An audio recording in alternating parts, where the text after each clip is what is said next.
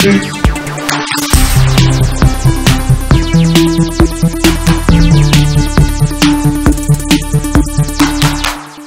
everyone, welcome to GameFace on SIFTD. GameFace 101. 101? Yeah, hopefully you guys liked episode 100. We had Adam Sessler and Marcus Beer on that special episode. Is this the first time we've done 2 episodes of GameFace in 1 week? Unless you count like E3. E3 stuff, yeah. Which we don't really call GameFace. We usually have other names for it. Yeah, so... last year it was a special, this year it was a GameFace. Right, or maybe that's right. the other way around. I don't know.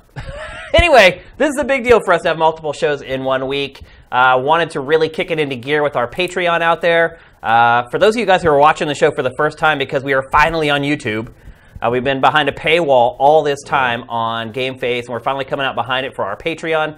You can see the URL there at the bottom of the screen. We have changed our revenue model from a subscription service to Patreon. So check it out, patreon.com/SIFTD. Got some fun rewards in there, some crazy rewards in there as well. Some fun goals for some new shows, and a baseline for us to keep producing all the content we are, including this show, Pactor Factor, and all the other stuff that we do. So thank you for any consideration you might have for our Patreon. We would really appreciate it. We have a huge show today, by the way. I know a lot of times on this show we kind of expand a lot on games, but we have like 11 topics today. So we're going to try to get through them a little more quickly than usual so this doesn't go over our allotted 3-hour runtime that we've kind of settled into. But man, all the games are coming out. All the big games are coming out. We've also been kind of away for a while. This is our first show we've done in a while with all of us. Sam is back. He was on vacation for a while, and we were doing shows without camera cuts for a while. Yeah, I've been in and out of town. And, yep, Matt's been in and out. It's just late summer. Everyone takes vacation. And also, if you want to help me out, I've been writing and producing a show on Facebook called Bits and Bytes, which you can go find on Facebook. Just look for Bits and Bytes, and if you like it, and share it, and maybe we'll get to do more episodes. It's basically just game stuff. Yep, fun game stuff. Yeah, like a lot of retro stuff. Like basically, I'm writing just what interests me. Which means it's probably pretty good, folks. I'm not gonna raise expectations too high. You'll let everybody else be the judge. But if you like fish puns, episode 1 is right there, man. Like you're right in the wheelhouse, right there.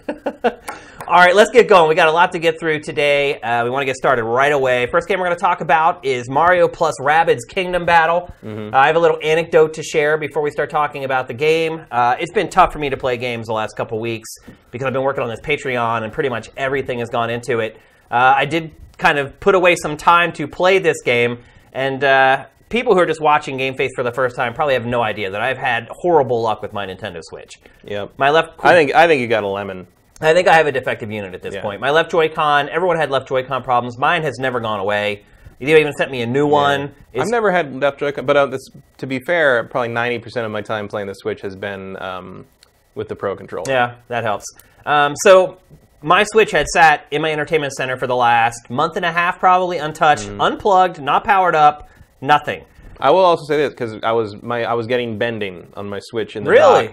So months and months ago, I put it in the case that came with the Zelda Special Edition and left it in there. And I took it out to play Rabbids, Mario and Rabbids last week. Probably the first time I turned it on in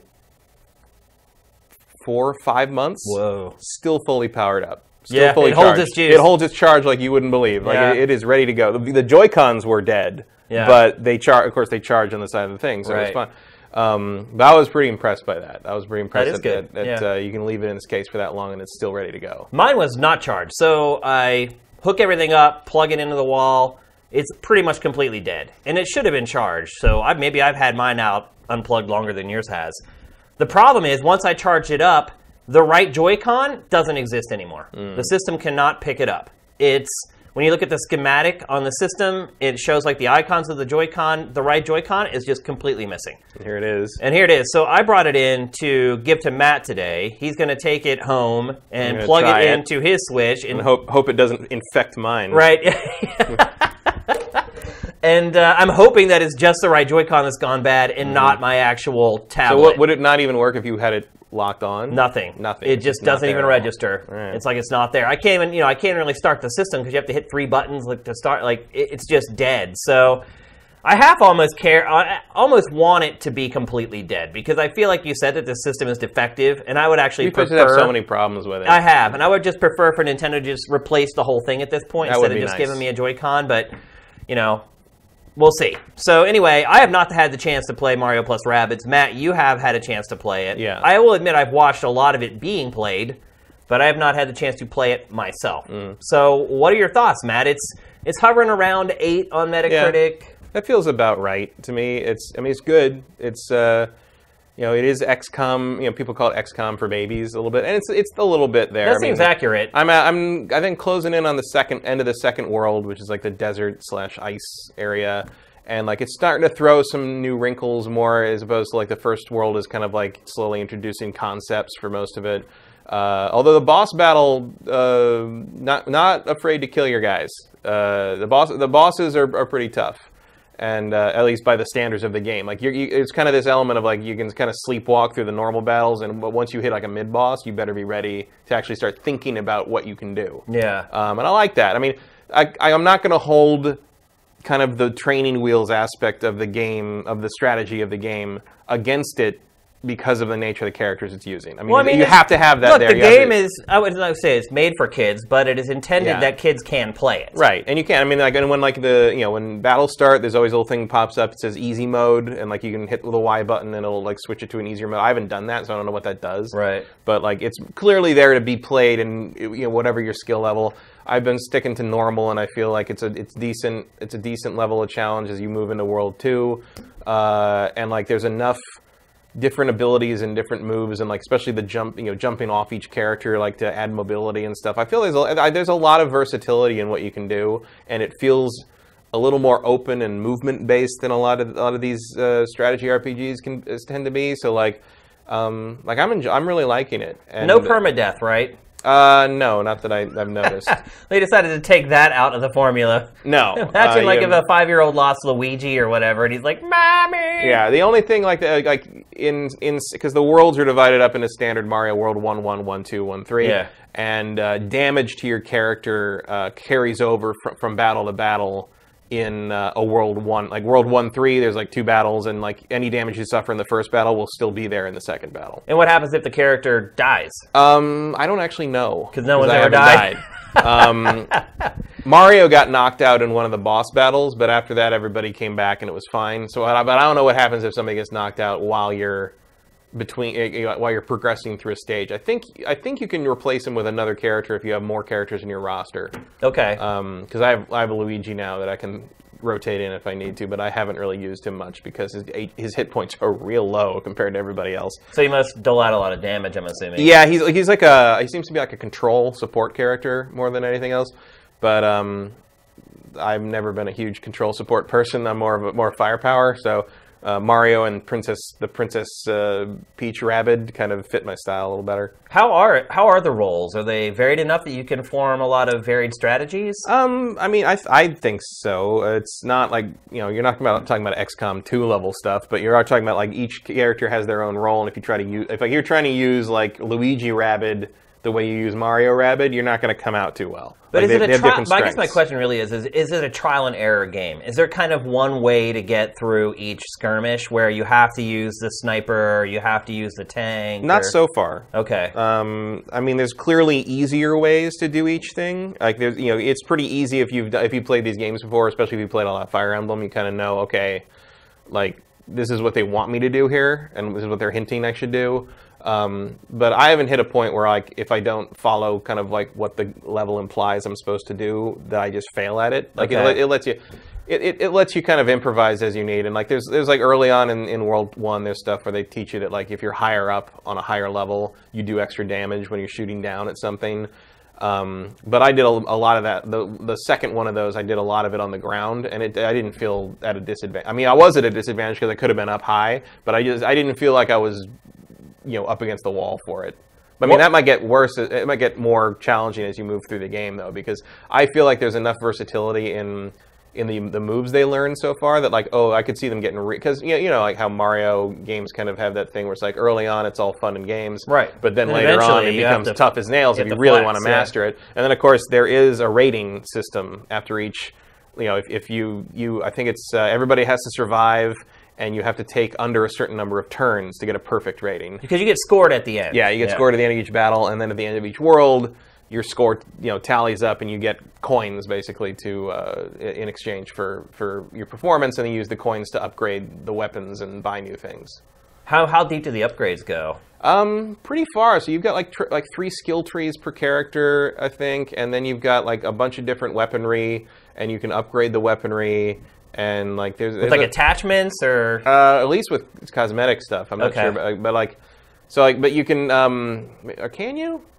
Maybe I'm not that far, but there is a ton of different guns for each character, and each gun tends to have a different kind of strength or role. There's some of them like the bee-themed ones are more likely to cause honey, which sticks a character in place for a turn. There's ones that are more likely to cause like stun or dizziness or whatever. So, and then there's different things you can do to prevent that from happening. And like different characters have abilities that like I think it's Rabbids Luigi has an ability that prevents him. That for one turn, I think he can't be status affected. Okay. But that takes like 3 turns to recharge after you use it, so you have to kind of predict when they're going to try to do that to you. The game sounds crazy deep. I'm like really surprised. It's not kidding around in that. I mean, it's not like baby's first tactical RPG. Once you get past the tutorial stuff, there's thought you're going to have to put into it, and I like that. I feel like they made a real game in this genre. They didn't make it like some kind of half-assed like facsimile. I think they did it up right. And then like right here, you're looking at like kind of the between battle like sort of overworld thing where you have to run around and solve like some switch puzzles and it's very Mario-esque. Like, yeah, you had to collect like the red coins. And yeah, and so there's a lot to do, and it's not the same thing over and over again. Really. And you can free roam through this area too. It's not like you're on a track. Find treasures. That's how you find new weaponry and like little data log entries for things. And one thing that I am very impressed, I don't know if impressed by, but just surprised by, I guess, is how much freedom Nintendo gave Ubisoft in this game to mess around with the Nintendo stuff, because there's some edgy shit in this game by Nintendo. Like they say hell a lot on things, like, there's a couple of like little risque moments especially with the Peach Rabbid. And like I saw one cutscene where one of the enemies basically wipes his ass with Donkey Kong. Yeah, like it's like I'm a little. I mean, it's not Conquer level shocking, but like it's. I'm a little surprised that Nintendo was willing to go to some of the places that this game goes. But I mean, the other but it's not. I mean, I'm not criticizing for that. I think it's great. Pretty cool. Yeah, the one thing I would say too is that I feel like the folks at Ubisoft that made this game, they love Mario. Yeah. You can see it in the game, and they know it very, very well. And I'm sure Nintendo had a lot of guidance on this game. Mm-hmm. It's also surprising to me. The in-jokes in this are just fast and furious, to the point that I think I'm missing a bunch of them because I'm not that much Mario fan. Yeah. But there's a lot of stuff going on in here. And the other thing is, like, while it is not, probably going to win, best graphics of the year from a technical standpoint, it's really pretty. It is. It's gorgeous. For what it is, like, it is rock solid. I have not seen a polygon out of place. Everything feels concrete and real and there and really sharp. Polished game. Yeah. And like, there's no draw-in problems. I mean, it's just a really pretty game. It just takes its art style and does it up as well as it possibly could. The one thing I've been seeing a lot on social media is apparently there are like challenge stages or something that are like hard as nails. Yeah. How do those work? I haven't played any of those. Oh, okay. But I've seen a lot of people talk about how they can't even get through some of them. So there's definitely some levels in the game that are going to test you. Yeah, well, it's like it's like any Mario game where it's like if you want the hard line like crazy challenge, it's going to be there for you, but it's going to be optional. Yeah. Kids can get through this just playing the main game, I think, but they are very aware that there is a contingent that loves their turn-based strategy hard as nails, and that seems to be there for you. I am not really one who loves his turn-based strategy as hard. Like Fire Emblem on like Classic is about as far as I go. Yeah. And this is a pretty nice level of challenge to me. Well, strategy games like this can be brutal. Yeah. I mean, lots of one-hit kills and things. And there's like also that. a lot of like environmental stuff to keep track of. Like right here you can see like. The brick stuff you can destroy with a few shots, even if they're in cover. So you cover again. Brick cover is not permanent. The steel cover is, but then some of the cover is explosive if you shoot it, and then sometimes explosive cover is hiding under other kinds of cover, so you don't know until you shoot it that it's actually explosive cover. That I don't know if I care for too much. Well, because so far it's been you hit it and like the cover blows away and then you see it's explosive. Okay, I'm fine. So with it's not like all of a sudden it's explosive, gotcha. but it's like if you happen to take a shot at this, and the thing is like there's no reason not to take a shot at a guy if you have no other shot. Just shoot at his cover and see what you can do. Never know. Yeah. And sometimes it's just like, oh hey, look at that. Yeah. So and and there's a lot of using those pipes aren't just adventure area stuff. Like there's pipes like that in the battles, and you can use them to get behind people. And like I pulled some stuff that's pretty. I was pretty happy with myself for figuring out. And I've done some stuff that I was just like, that was the dumbest thing I could possibly have done there, because I just didn't understand how sort of all the different level design was fitting together. But that happens in every game, every franchise. XCOM is like that too. I mean. It's kind of part and parcel with this genre. Yeah, but I do think it's less frustrating than a lot of other games in its genre. It is a very playable game. It's a nerfed turn-based strategy game. A little bit, but like it's there to play for real if you want it to be. So I would say unless you're like just dead set, I will never play a turn-based strategy game, period, ever. Like, don't let that scare you off if you're a fan of Mario or Rabbids. Like, I feel like most people wouldn't let them scare you off. Yeah. But it's. Well, I think a lot of people don't like Rabbids. True, and there is a lot of Rabbids. And I would agree with some of those people. I'm not a huge fan of the Rabbids property. Neither am I, but I mean, you are shooting them. Yeah. So, like, good point. And they are. I mean, when they do that D-Res thing, they're actually going back to the Princess Peach's castle, because you're like, they've gone crazy because of the merge with the Mushroom Kingdom. So you're basically freeing them from their madness, relative madness. And then they go back to Princess Peach's castle and build things for you. Oh, so. Like what? Like basically they build the little stations where you like, use amiibos, or there's a buddy co-op campaign you can do where you go in where you can play with another player, and like basically you play different maps in each world, like complete each world, and I think it unlocks a co-op campaign challenge for that world. Got ya. And stuff like that. It's any online play in this at all? I don't think so. No, so no head-to-head battles or anything like that. Not so far. Okay. If there are head-to-head battles, it looks like it's probably local local co-op. So here's the big question. We're kind of in a software drought for Switch right now. Lots of indie stuff coming out, obviously, but no major releases. This is kind of a gap filler waiting for Super Mario Odyssey. Should people pick this up? I think so. Yeah? I would. I mean, it's the second Switch game I've ever bought, and I don't regret it. Yeah. I think it was worth the full price. It gives you a lot of game. It looks great. It's fun.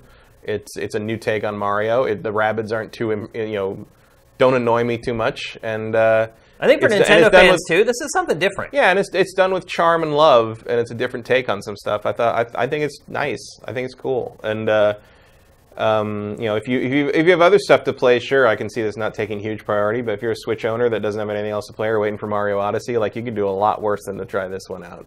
And it's probably going to last you that long, too. There's a lot if you want to complete everything in this game. I thought I had read that it wasn't all that long. The campaign's not that long, but I think the challenges will last you a while. Yeah, if you really get into it. Yeah, if you want to drain every drop of life out of it. It's Which, let's be honest, Nintendo fans, they do that. Yeah. I mean, back when I used to have a lot of spare time, I would play Nintendo games to 100%, because a lot of times you end up discovering the real depth of its games and the best parts of its games when you start digging into the more difficult parts of it. So, I'm going to play this when I get my freaking Switch fixed. I'm probably just going to have to buy a Pro Controller at this point, because obviously the Joy-Cons are cursed.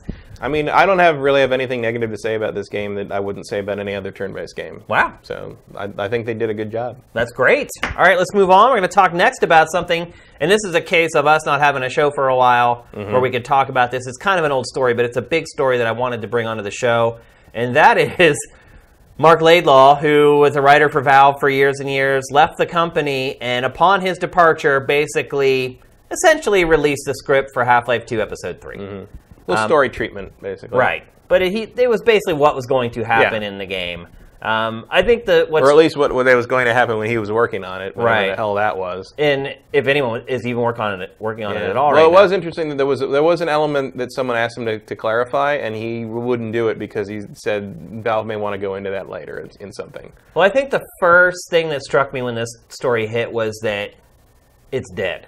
Yeah. Because and he knows it. And I don't think he would have released this unless he knew that this game was never coming to fruition. Yeah. I mean, at the very least, this version of it is dead. Yeah. And they'd have to start all over, and it doesn't look like Valve is interested in doing that. Ever, maybe. Ever, yeah. I certainly took this as, well, that's the end of Half-Life. Yeah. It really sucks. But you know what? At the same time, I feel like... Turns out Half-Life's Half-Life was about 4 years. Yeah. Who knew? That's true. It's bittersweet, I think, because I feel bad for fans, and I'm one, who wanted this saga to come to an end and to get... And it sounded pretty good. Like, his story breakdown was like, that sounded pretty great to me. Totally would have been fine with that game, 1,000,000%. I mean, obviously, there's some big stuff that happens in there. Oh, yeah. And I'm not going to spoil any of that here, because some people may have just stayed away from the story. But I think just in case magic happens and they make it. You never know. You never know. Yeah. It's bittersweet because they're not using that now. Yeah. If Half-Life 2 Episode 3 ever comes out, it'll be a totally different game. It will be. Yeah. Because obviously they're not going to use what he released. But it's bittersweet because it's been torture all this time, like wondering, waiting, people begging Gabe for information on it, and him awkwardly denying it, and never really saying like it was dead or it was alive. Even just a couple years ago, there was that cutaway to him in like one of those presentations where it was just him like hammering a crowbar on an anvil saying these things take time. Yeah. It's like he's continued to kind of propagate it a little bit. Yeah. And I think finally we have some closure. Like, one, we know what would have happened if they actually had made the game, and two, we know that it's not coming. And I think now finally maybe fans can move on. I mean, it's still a big story because we can look back through our data on SIFTD, and we can see any little rumor or anything that popped up for this game just did huge numbers. And so it's not like people I think maybe the demand for it has just increased over time. And so, I do feel bad for all of us that we're probably never getting the game, but I'm also glad that it's kind of been put to rest finally. Yeah, I mean, the main question I have is like, why is this the way it happened? It's like what in the world? It makes no sense. It's so a license to print money. So strange. It is. But thank you, Mark, for sharing that with us. I wonder too how angry maybe some folks at Valve are over this. I'm sure they cry themselves to sleep on huge pillows of money. Yeah. Or maybe they're happy. Maybe they're like, wow, we're finally off the hook on this. They're going to ask questions for a little while about the script, the treatment. But I think once people get their answers on that, they'll probably just leave. Now, the one thing he wouldn't elaborate on was the idea that Alex was in the employ of the G-Man. Right. And someone asked for more details on that. And he said, well, that's a thing that Valve might want to explore in a future project, and so I can't talk about it. So it sounds like even he thinks that Half-Life in some form maybe exists some down the road, but like I still feel like if we see any more from that universe, it's going to be either in the form of Portal things, which may not even matter because the people who wrote that are gone. Right. And all their writers are gone pretty much. It's been an exodus over the last couple of years. It would end up being something like it'd be like a VR demo or something like that. It wouldn't be. It wouldn't. I don't know if we're going to see any full-fledged single-player games out of Valve ever again. But here's the thing. I think if Valve were going to do some kind of a VR take on Half-Life, that it would have at least talked about it by now. Because it went all in on Vive and was kind of co-marketing Vive and didn't really supply much for it. If it really cared about VR becoming a success, I feel like it would have already announced something along those lines. Yeah, that's a gun to pull out earlier than they have. Yeah. And, now that HTC is looking at selling Vive and everything's starting to get a little murky, I don't know. I think the final chapter of this franchise may have been written. Other than, you're right, maybe some kind of goofy shooting gallery set in the Half-Life universe for VR or something like that. Yeah, I could see that happening. But as far as another full-fledged, narrative-driven shooter set in that universe, I just don't see it happening. So, as the graphic says, good night, sweet prince. Yeah, it's doubly disappointing considering, we're sort of in this era of long-awaited games coming true. Yeah. And this was... No, you're right. We got Shenmue 3 coming, and we got the Banjo guys to make a new platformer. Yeah, and in the end, I think I'd trade Yooka-Laylee for this about 3 times over. So, in hindsight, which is always 20/20, without a doubt. So, yeah, I mean, Valve at this point is just happy stacking cash. Yeah, I mean, they're a retailer now. Yeah, they are not really game developers anymore, other than maybe some small projects here and there. Left 4 Dead? I wouldn't mind getting another Left 4 Dead. Another Portal would have been cool. Maybe they'll get a Left 4 Dead themed series of hats in Team Fortress 2. Yeah, or at the very least, just sell off the IP. Yeah, let somebody else. Let somebody else make it that you trust. Let Naughty Dog make Half-Life 2. Imagine that. Yeah, that would be incredible. That'd be cool. I mean, you would think Valve could find some studios that it would trust, obviously with its oversight involved, at least a little bit. Could find some studios that could make a great Half-Life game. And then, it could do what it loves to do, sit back and stack cash for doing nothing. Yep. It's right in Valve's MO. So we'll see. But I think at this point, it's pretty safe to say the Half-Life saga has come to a close. So, all right, next we're going to talk about something a little crazy. So there's this game, Matt, called Fight of Gods. And it's a fighting game where literally it's gods fighting each other. I've heard of this before, I think. It's been on SIFTD for a while. There's like 6 or 7 trailers that have been curated to the site for it. It is literally just a fighting game about gods, which it's kind of like Superman in DC movies. It's like, who can beat him? Right. So what happens when you have all the characters that can't beat each other? Like, they can never die. It's really bizarre. I mean, they've done stuff like that. There's War Gods on the N64, which is kind of the same thing in a way. I guess. It didn't use like mainstream religions, it didn't use like the real mythological gods. Characters. Yeah. Well, you kind of ruined the punchline here a little bit, Sam. We hadn't quite given it up, but people probably know about this anyway. So it was announced this week that the game includes Jesus. He's back and he's cross. Yeah. That's literally what the trailer said. I know. So, how do you feel about this, Matt? I mean, you're not a Christian. No, I think it's funny. And like, it reminds me of like there's an image that has floated around the internet forever with this giant like ripped like muscular Jesus like cracking the cross in half like while he's up on it, and it's just like supposed to be one of those like Jesus power like youth group things, I think, and I'm just like it's fun, it's what it's kind of putting everything. I know I've seen people like putting Jesus on the same level as like Buddha. I'm like, yeah, Buddha's a real religion too, I mean, it's just like there's no, I don't see any, and Moses is in there. It's like, that's cool. Was Moses a god though? No, neither's Buddha. He's just really enlightened. Yeah. And then, of course, there's a whole theological argument about whether Jesus was or not. All right. Yeah. I mean, he is, but he isn't. But he also is all three. But he's also the 3 or 1. And every kind of religion that even recognizes people went to war over that shit. Yeah, You're not going to figure it out in an shitty indie fighting game. Like, it's not going to happen. Well, I mean, you also have different religions that. All the religions that recognize Jesus as real all have a different take on who he was and what he did, and there's really no clear definitive. Yeah, but it's like, look, if they didn't put Jesus in there, like, we wouldn't be talking about this game. No, we wouldn't. It was a pretty brilliant PR move. Well, here's the other part. Jesus is back. I mean, they really just... I really like that he's still got the pieces of lumber on his arm. Like, I think from the cross. That's a fun... That's a fun way to take it. One of the quotes in the Accolades trailer this game says... looks so bad. It does. Like, it really looks terrible. One of the quotes says, where it says right there, they said it was crappy. Just without ignorance. I mean, they're cast the first combo. That's so great. They pull a quote from an article where it says, "Holy shit, this is awesome." And just the whole irony. Jesus is God tier. Yeah. There it was. Holy shit, it's incredible. Someone's going to hell. It better be at Evo. So one thing I will say is they have realized that they've sparked some controversy here, because today it was announced that Malaysia has banned Steam because of this game. It has banned Steam, not the game, the entire service that you can purchase the game on.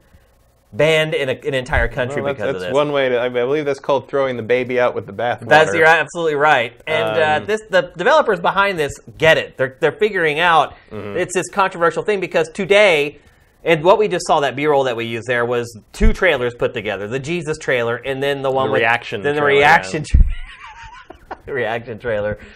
And we cut it all together in one piece of B-roll. And that the reaction thing came out today. Yeah. As soon as that Malaysia story broke about Steam. Well, you got to strike when it's hot. Yeah. I mean, they know that this is probably blown up beyond their wildest dreams, I would think. There's so many puns. That you just said strike while the iron's hot. Like, there's so many ways you can tie all these things that we're saying into the actual game and Jesus. So So much for separation of church and state in Malaysia, right?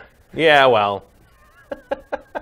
I mean, there's probably places you could get stoned for playing this. So. You're probably right, yeah. Do you anticipate this becoming a topic here in the States? Because, look, the Jesus trailer came out. People on SIFTD loved it, and it got a lot of one-ups and blah, blah, blah. I don't know. I mean, I don't... But no one seemed offended by it or anything. No, I don't think, I don't think most people are going to be that uptight about this, especially because, there was some people kind of complaining about how Far Cry 5 maybe is showing religious people. I mean, but, that was a misnomer, but it's like religious people are crazy or they're trying to... This shows Jesus is kind of badass. Yeah, it does. I guess there's unless you think it's disrespectful to include him at all. Right. Which for some people it may be. A little bit may be, but I think, I know a lot of people I grew up with who are hardline Christian people, and a couple of them I even saw, they think this is awesome. Yeah. They think of, Jesus as their warrior in life, along, put on your armor of God and do all that stuff, and this is, and they don't, they've actually talked about playing it and winning matches against the gods they don't believe in. Yeah. Take that, Osiris. I guess for some religious people, if there's something that hasn't been beat down enough, it's ancient Egypt, right? Yeah. I guess for some religious people, it could be kind of cathartic to play it, right? Yeah, beating up Buddha with Jesus, and it's really crazy. I mean, it's also I might have a soft spot anyway, just because I sort of miss the days of the shitty fighting games. Yeah, the shitty. They kind of went away with the N64 era. But that used to be a thing. If you were going to make a crappy one-off, cheap ass let's just cash it in as fast as we can game, it used to be fighting games. That was what you made. Yeah. Even Naughty Dog did that. Yeah, you're right. I mean, I guess probably it died in the PS2, GameCube, Xbox era. Yeah. That was kind of the last generation where you had these crappy fighting games that were for the new together. Century, it's we all agreed we weren't going to do that anymore. Yeah. A private agreement. But, they're brave, but I think it's all driven by revenue and money. So are they really all that brave? They're just trying to make cash. Brave/foolhardy people would put Muhammad in it. Yeah. You're right. Note they did not go that far. No, they're not willing to risk life and limb, I guess, in the Charlie Hebdo situation for a shitty indie game. I didn't even think about that, actually. You're right. Muhammad's not in there. No. Well, what if that's the DLC that's coming? Well, that's there is no rule in Christianity, as far as I have ever known, of depicting Jesus visually. Right. And that is a thing in Islam.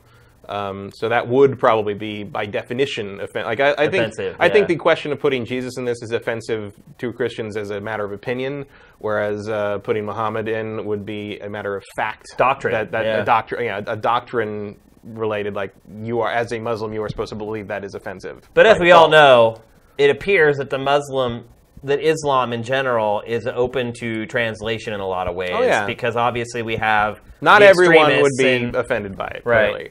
But there are some moderate Muslims. Oh yeah, millions and millions. But and most of them probably wouldn't even care. It's who cares? What the problem is the ones that do care. Ones that do care could be an issue. Really, it's just really there's a very big reaction difference there. Yeah. And everybody kind of use that kind of little gotcha thing. It's well, when's Muhammad coming? And it's just because it's not probably worth that. No, it's definitely not worth it. Yeah. Without a doubt. It's not going to... I don't say that it's a criticism of one religion over another. It's just that's the reality of the world we're in right now, and the things that other people have had to deal with, and I don't blame them for looking at that and saying we don't want to be part of that. Yep, I agree. So I think the game's only $15 on Steam. I mean, it's going to come and go like that, and it's not going to... Who cares? I'm never going to play it. I mean, as much as I enjoy that trailer, I'm not going to pay money for that. So. What are the odds you think it'll appear on Fox News? Better than average. Yeah. I mean, give it time. Yeah. I'll tell you what they should do is... I'm surprised it hasn't been on there already. Is as the hype or the joke dies down as the year goes on, they should put Christmas DLC out. With Santa Claus? No, you should just I don't know, you could have a nativity scenes I like how the trailer says spread the message of peace. Right. And then it shows him beating people up. Well, once everybody else is beaten into submission, it's peaceful. Right? You can't hear anything. They're not bugging him anymore. Yep. It's all in your perspective. Or like some Hanukkah DLC for Moses or something. Yeah, just to that doesn't even make any sense because I think he predates that in the biblical timeline. Yeah.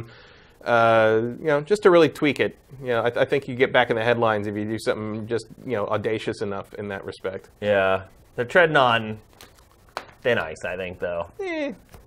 What do they got to lose, really? Yeah, exactly. They were going to sell no copies of this game until this, so they've already made a masterful... At the very least, what's going to happen with this game is all the YouTubers are going to buy it. Yeah, it's like, I mean, they even saying that the kusoge thing, which is, you know, Japanese for shitty game. Yeah. You know, the intention, you know, it's like watching a bad movie on purpose. It's like, you know, YouTubers going to buy this up and play it and laugh at it and make fun of it and mod it and do things, and then Jim Sterling's going to act like it's a problem that it exists, and that's going to be the end of it, you know.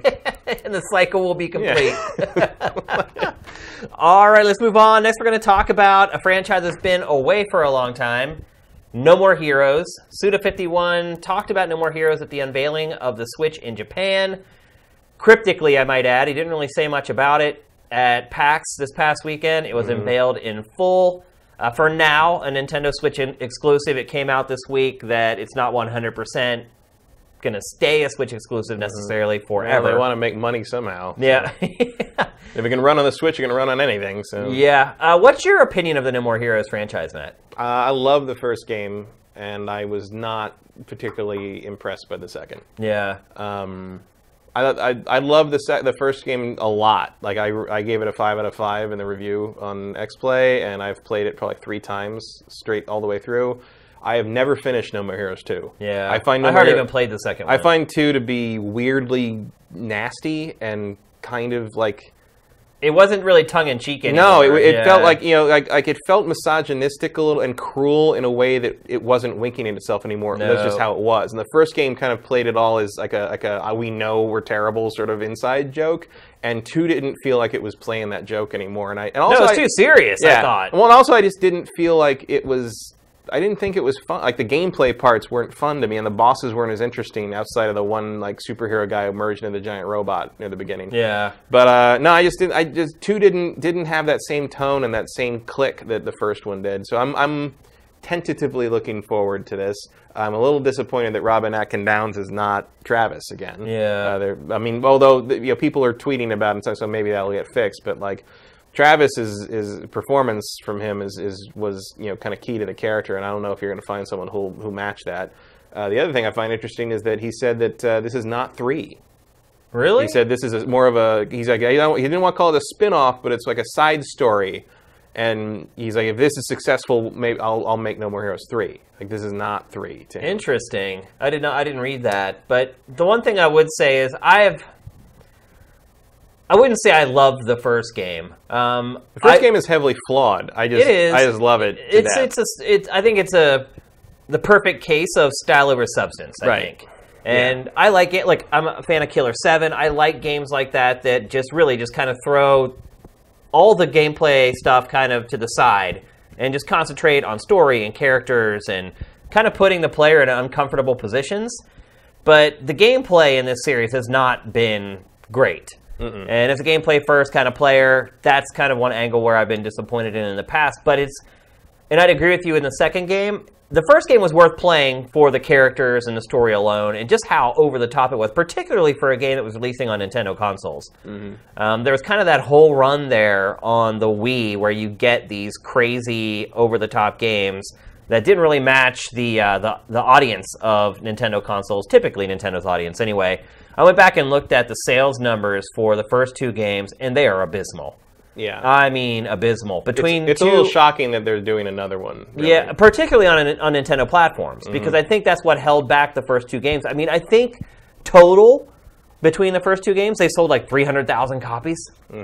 Total between both. And the first one was like 200 and some. The second one didn't even sell like 100K. The second one didn't move the needle at all. No, it just came and went. And I also will say that they did a PS3 version of the first one that I think is way better because you don't have to do the waggle stuff. Right. And it looks better. But I mean, I'll keep my eye on this one. I just don't know if there's anything in the tank. You know, like I think it may have been a one-trick pony. Yeah. And certainly games of a similar ilk have not. Interesting, you know, like Lollipop Chainsaw, I kind of hoped would be sort of a spiritual successor, and I found that game to be just stone dead boring. It was, so, like maybe this was like one off, and that's all you get. Matt, do you think Suda51 might be a little overrated? Yeah. Yeah. a tad. Yeah. I like him. I think certain players I generally like his stuff, and I like him personally. He's a cool dude in person.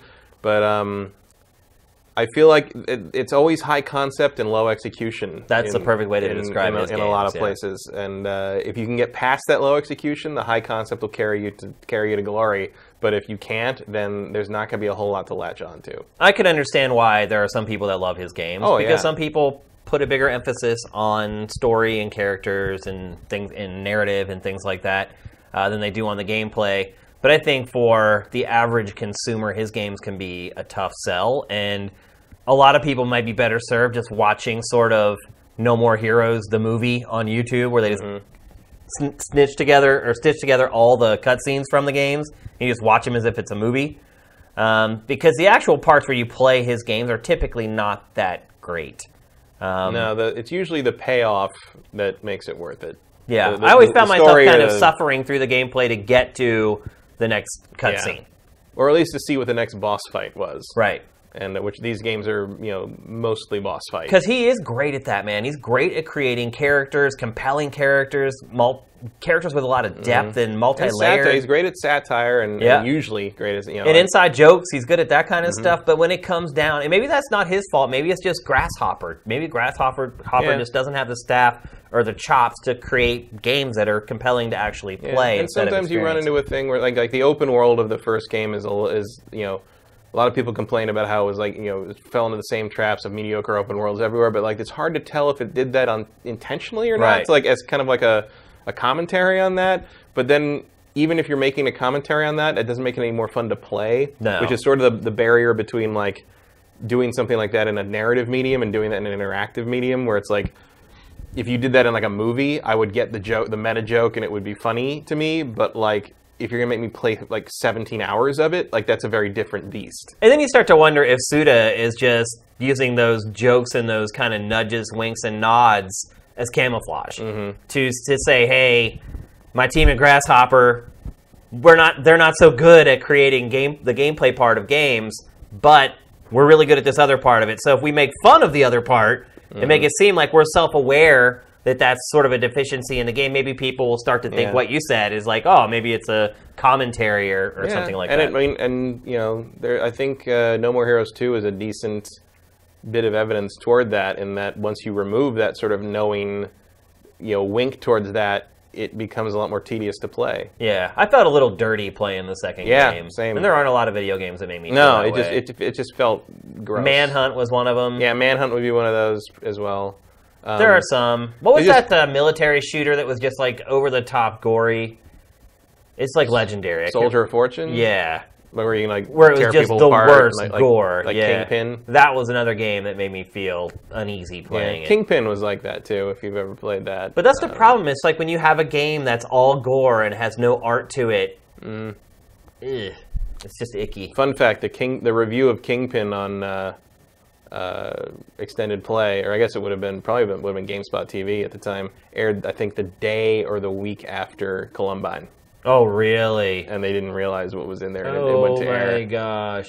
Did you get backlash for that? I didn't work there yet. Oh, okay. I've just heard our time. Yeah, I've just heard that story. Oh, wow! And Adam will tell you the story of suddenly realizing, oh my god, that's in the next episode. We got to move, and so I think they caught it after one airing or something. Oh, okay. Maybe it was or maybe they caught it before it aired, but that was suddenly that was a thing people had to think about. Oh yeah. But I remember Kingpin being one of the earliest ones, because I didn't play it until a few years ago, because I think Adam actually told that story in a panel at PAX or something, and somebody came up after and said, because I said I'd never played it, and somebody said, oh, that's on Steam now for $2. And I went home and I bought it and I played it. I'm yeah, it's gross for the time, definitely. When games step over the line.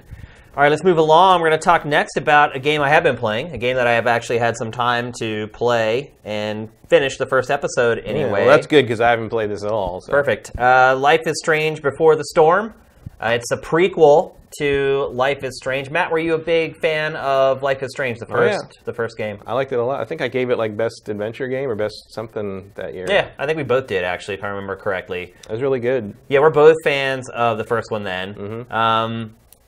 Second one is a prequel. It follows Chloe, but she's younger. She's preteen, It's like a couple years earlier. Yeah, it's not like she's a child or anything like that. She's just starting to figure out. She's sort of, because in the original game, Max comments on how different she is, and this game kind of explains how she became different. Yeah.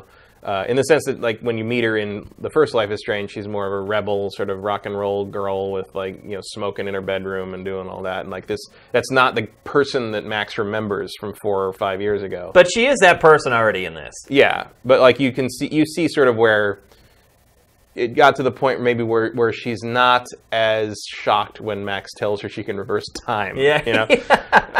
There's a little explanation of how, because there's a Twin Peaks influence to this series, and there's a little bit of Laura Palmer to Chloe, and I can see where they're going with that. My main issue with this series is it's not by the original developers, and it's not. And Don't Nod is working on Vampire, and took this one off. This is what Deck 9, I think, is the developer of this. And then because of the strike, Ashley Birch couldn't voice Chloe. And she did consult on it, but I don't think the voice is... Why was she allowed to consult but not do it? Because should she not be allowed to work on it at all? No, because actually doing the acting is the only thing that counts. I mean, I will say this much. It's hard to tell that there's a new voice actor, believe it or not.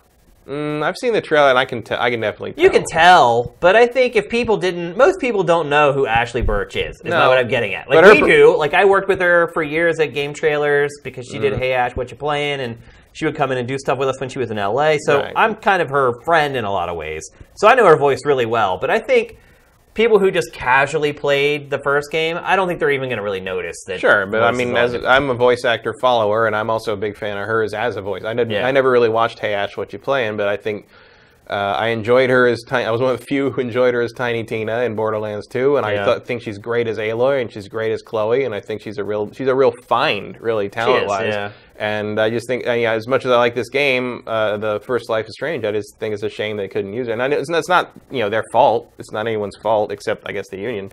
But you gotta. I pretty much support what the strike is after there, but it's just a shame that it's starting to impact games that I otherwise would probably want to play. Yeah. I'll probably play it eventually.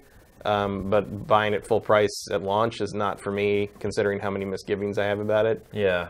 Well, this game, we're seeing the very beginning of the first episode here, and it essentially starts with her turning into who she is in the original. This is kind of her first forays into, like, the underground, and this whole scene is she's going to this illegal punk rock show in the middle of nowhere in this barn. She's young. She shouldn't be there. Everyone else is adults.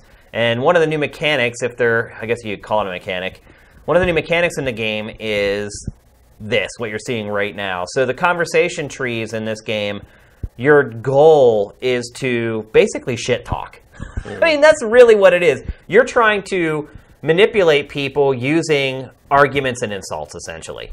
And there's this new interface, and you'll probably see here in a second, that pops up on the screen. So each conversation is kind of broken up into sections and nodes with kind of big goals. There, you can see it there. And you can kind of look at the map of the conversation and kind of figure out, okay, you can see there's like 2 big points that ultimately you need to make to get what you want. And what she wants to do in this section of the game is get into the punk rock show. She has a fake ID, and the doorman's being hard with her, and you basically have to butter him up using trash talk, for lack of a better phrase, to get into the punk rock show. And that's really the big mechanic, because so far, the whole time manipulation thing isn't even there. And I think for a lot of people, that was kind of the big hook about Life is Strange that got people really into it, was the ability to kind of rewind time and try things again. Because like the first game, you make decisions in this game that alter what happens on down the road. In the first episode, I think I ended up having, because you make decisions all the time, but there are special decisions that you make where the game tells you, hey, this is a big one. Like, what you do here is going to alter things on down the road. And I think in the first episode, I got like 5 or 6 of those maybe. So you kind of go through this whole scene where she's discovering herself and kind of getting involved in the underground, so to speak. And then it goes kind of back to the way the first game is. You go home, you wake up in your room, you go around your room, you check stuff out, Mom is downstairs. And it is very interesting because you're not just learning Chloe's origins, you're learning the origins of everybody. So all the people in your school that you met, like you meet younger versions of them. And you start to figure out kind of how and why people became who they ultimately became in the next game. And I think that's interesting. It manages to add some depth to the characters from the first one, which is pretty rare. Because you really didn't understand their motivations or where those characters came from in the first game. And here it sort of fills in that gap for you. But otherwise, I mean, I think the one thing I would say is that it feels more like a generic adventure game than the first one. And a lot of that is the time manipulation. Yeah. And the other thing, too, is because you're kind of like, you're in the same house, and it's your mom, it's the same mom. And so there's a familiarity with everything in this game. Like, you meet the mom's boyfriend and how the whole relationship started, and how her mom, after her father was gone, looked for loser men to fill the void of loneliness that's in her life. And then you go into the relationship of Chloe, and I think people maybe who are in families that were raised by a single parent have all gone through this, where your parents get divorced, the one parent leaves, and you're living with just one of them.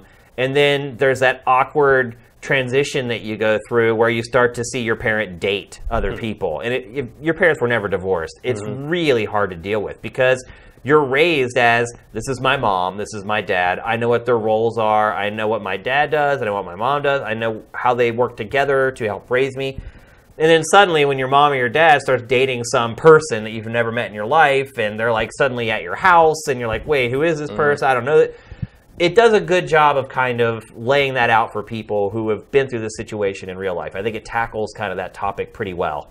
And like a lot of modern adventure games, you kind of have license to navigate that relationship how you want. You can be the peacemaker. You can be nice to your mom's boyfriend and kind of create that relationship and kindle it. And in a lot of ways, while you're playing it, you're like, okay, well, if I make friends with this guy, this could pay dividends on down the road when I need help with something.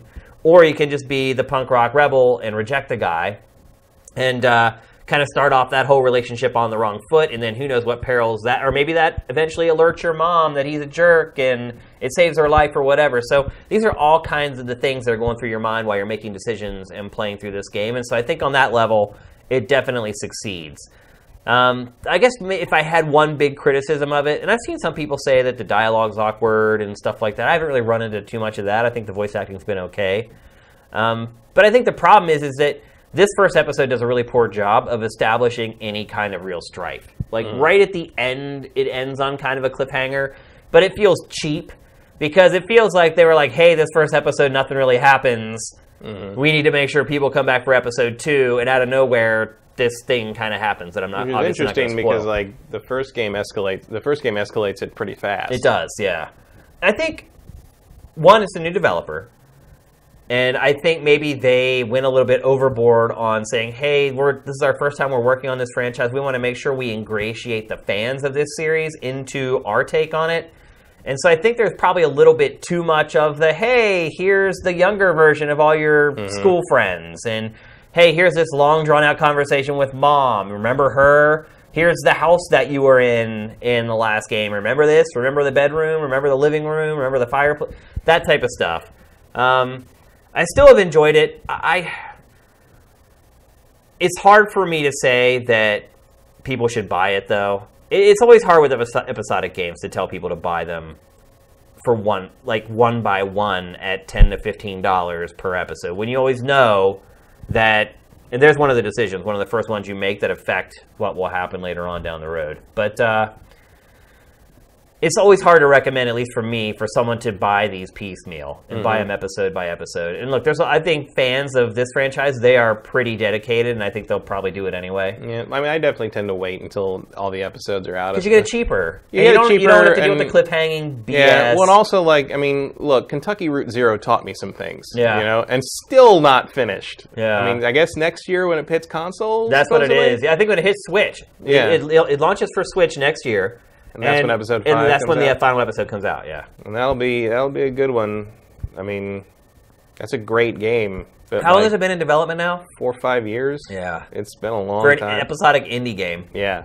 That's a long time. I mean, it's definitely its own thing. It's magical realism doesn't happen overnight, but it's been a while. Yeah. Yeah, I usually wait, and especially because I bought Guardians of the Galaxy Telltale off the bat because we wanted to talk about it, and now I'm there's still only up to 3. I mean, I think it's gonna be Christmas before it's all out. Probably. And I'm waiting to play the rest of it until then, and it's just I hate doing that. Yeah. Because in the end, I'm gonna play it all again anyway because I don't remember anything. Yeah. That is one thing I would say. This game does not have a flash forward.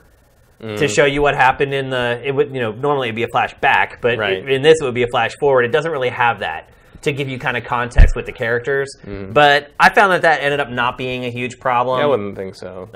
The characters, that's the one thing the first series did really well, was establish these characters and really let you get to know them. That's also kind of the questions. I don't really have any questions about Chloe's origins. I don't feel like the first game left anything out. Yeah. And it also it wasn't relevant. It's like the people that ask but here's the thing, it's not her that makes an impact in this though. Yeah. It's the other kids at school, because in the first game these kids have already kind of found their established roles. There's the jock, there's the nerd, there's the crazy rich kid, there's the bigger part of it is the beautiful girl who gets whatever she wants. Right. And well, then I figure part of it is this the girl who saved her. I assume is the girl. I can't remember her name anymore, but the girl who's vanished in the first game, and because you find out later that Chloe was friends with her, and I assume that this is mainly the story of their friendship. Yeah. Which I guess could be interesting, but at the same time, I don't know. Some people love Firewalk with Me, and some people hate it. No, that's a good point. Yeah. The question of whether that story is necessary is always, they're about to do a TV series about the origin of Nurse Ratched from One Flew Over the Cuckoo's Nest, which is what? Really? Not everything needs a goddamn origin story, people. I never wondered how Cruella de Vil became that. Yeah. They have a song about it. She's evil. That's it. That's all you need. Now, there is probably some ground to cover if you want to do this friendship between these two girls, but it's you're going to have to really sell me on why I need to know more than girl was friends with Chloe and is gone now. Yeah. I did enjoy kind of the character building of her. I just feel it feels a little bit like stalling for time until Don't Nod can get around to making Life is Strange 2. Yeah. Basically. Well, Don't Nod was not going to let them make the sequel. So. Oh, yeah. They had to figure out something, and they can't let the franchise just sit there. You can't sit there for 4 years. No, because that's a death knell in the games industry these days. So I get why it's done this way. What I've played so far, it's pretty much up to quality of Don't Nod's game. I just feel narratively, though, you're right. It doesn't have as much of a punch. I just feel I'm going to end up getting this in a Humble Bundle in a year. Yeah. Don't we say that about every indie game though? Yeah, but normally I wouldn't have thought I'd say that about Life is Strange, but I just can't see a reason to prioritize this in terms of my interest in the world and the story. And I don't say that to impugn the writers of this. It's just it's just not something I ever asked for or wondered about, Yeah. And maybe I'll get around to it one day, but there's so much other stuff to play right now. Yeah, for sure. And I would say on SIFTD, this game has not been tracking especially well. So it appears that a lot of people agree with you, and they're just not particularly interested in sort of the origin story behind. If it was still Ashley doing the voice, I might have gone forward. Wow. Because I think she's great, and I would have maybe done it to support her. Yeah. Because I think she's one of the best new voice act. She's not new necessarily, but she's rising to prominence and has been getting the bigger roles, and I think she's growing into it and doing it really well, and she's one of the best we got. So I would maybe want to do that to support her, but me. She's also a good person, by the way. So I hear. Great. I've never met her, but she's great. So I hear. That whole team that worked on Hey Ash, all those people were amazing. And we actually ended up hiring one of the editors, a video editor, who worked on that project, ended up becoming one of our video editors at GT after a while. So, yeah. So it's hard for me to recommend for you guys to buy this at full price. I did enjoy Episode 1 and had a good time with it, and enjoyed kind of getting more depth and backstory on the characters, but it's too steep, and it took me 2 hours and 30-some minutes to finish it. So I would say pass, but keep your eye on all the episodes as they come out, and we'll try to talk about a lot of them here on GameFace as they come out. But try to keep an eye on all those and keep track of it. That way, when inevitably the master version or whatever comes out, where they have all the episodes packed in, and you can get a little cheaper, you'll know whether you want to pull the trigger or not. So. All right, let's move along. We're going to talk next about a beta that's been going on for the last couple weekends, Call of Duty World War II. Did you play it this past weekend when they added some of the stuff, or did you just play it the first weekend? I played it the first weekend. I played all the different modes, but I don't know. I mean, I played. There is boots on the ground. Yep. The first shot is the boots hitting the ground. I played like team deathmatch for a couple of rounds, and I hated it. I do not like this game, Matt. I found it was way too circular. There was no way to know when everybody was going to come at you. There was nothing. There was no like tools to use against them. Everything. Your time to death is insanely low. Like, I just didn't have fun playing it. I could talk it for felt weirdly an hour stiff, about why I don't like this game. And I was like sitting there thinking, because I was just, and like my girlfriend was like, watching some of it. I'm just like, I hate playing this, and I'm like, I think it's just because I suck at it. And I was like, I'm gonna go on the show, and Shane's gonna be like, this is like mechanically amazing, and blah, blah, blah. And I'm gonna be like, I hate it because I can't kill anybody because I suck. And it's just like, it just didn't feel good to play it. Well, I'll say something good about the game before I rip into it. And the first thing I want to say good about it is that I love the war mode. I do like war mode. I did really enjoy that. It's really freaking cool. It's basically I'm tired of the map. But, but I really liked it. That was the one thing that I played multiple times because I wanted to, and not just because I knew I had to talk about it. Yeah, I mean the concept behind it. And you're right. You get sick of playing the same map over and over because it's the beta and it doesn't have the full suite there. But the actual concept of this mode, I love it. It really works. And it actually reminds me of Onslaught. Yeah. From Unreal Tournament. Yeah. Which I like having an objective and sort of a narrative flow to like a game like this. I think, and it's not overbearing either. It's not like you're sitting watching cutscenes, but you can see here like one team is building a bridge. Mm-hmm. There's like these mid-match objectives that you have to complete, and mostly it's kind of like a front-based mode where you have to push the front forward or you have to defend the front. But it eliminates the problem I have with so many of the other modes is like the maps are they seem kind of small and very circular, and like there's just no way to kind of establish a perimeter or anything. Like there's always going to be somebody behind you, and it's just like that's not how war works. But that's that's one of my major issues with the entire multiplayer suite, the maps. Mm-hmm. I hate the freaking maps. It's like you said, they're circular. And you just, I got shot in the back. And there's always a flow to these things, but it just feels so Dude, I got spawn camped over and over in this game. Even by Call of Duty standards, it seemed pretty crazy. Brutal, dude. People can drop in behind you. Right there, you just saw it. The guy just drops down like you never saw him. That's what happens to you in this game. You're getting shot constantly by people you never see. But the thing that didn't help either is that by the time I started, every single player I was playing against was max level. They were like at least level 25. And that's the other part that drove me crazy about this game is they had a huge advantage. Like usually in Call of Duty, sure, you start, you don't have any attachments, you get a decent option of base weapons to use. You play a couple matches where you get your butt kicked. Eventually you get a couple upgrades pretty quickly and you can be competitive. Dude, in this game, the unlocks in this game are completely unbalanced. Everybody that I played against had those dragon fire shells. Literally one shot sets you on fire, you die. So guys just run around and just one shot everybody. And it's just, you just look around and everybody's on fire, burning on the ground. And I never even got them. And it was just a slaughter, dude. Like none of the matches were close. They were always blowouts. I did get a flamethrower wrench because early on I was like doing the same. I was like, oh my god, the flamethrower! I keep getting not killed by these flamethrower guys, and finally I got a flamethrower. I'm like, oh, let's see how lame this is. It was clearly I figured it was something like the shotgun roll where like people figure it out. But no, the flamethrower is God. Yeah, like, I was just mowing down the entire enemy team, and it's just like wow. But I think the dragon it is a beta. They need to balance it. I mean, hopefully there's. But it's like how much fix the map, but how much? Yeah, but how much real change happens from beta? Very to little, final, generally. Very little, generally. The maps, you're not going to completely redesign the maps. The maps are done. And that, to me, is the biggest problem. It's like the maps have too many choke points, for one, because there's all these trenches.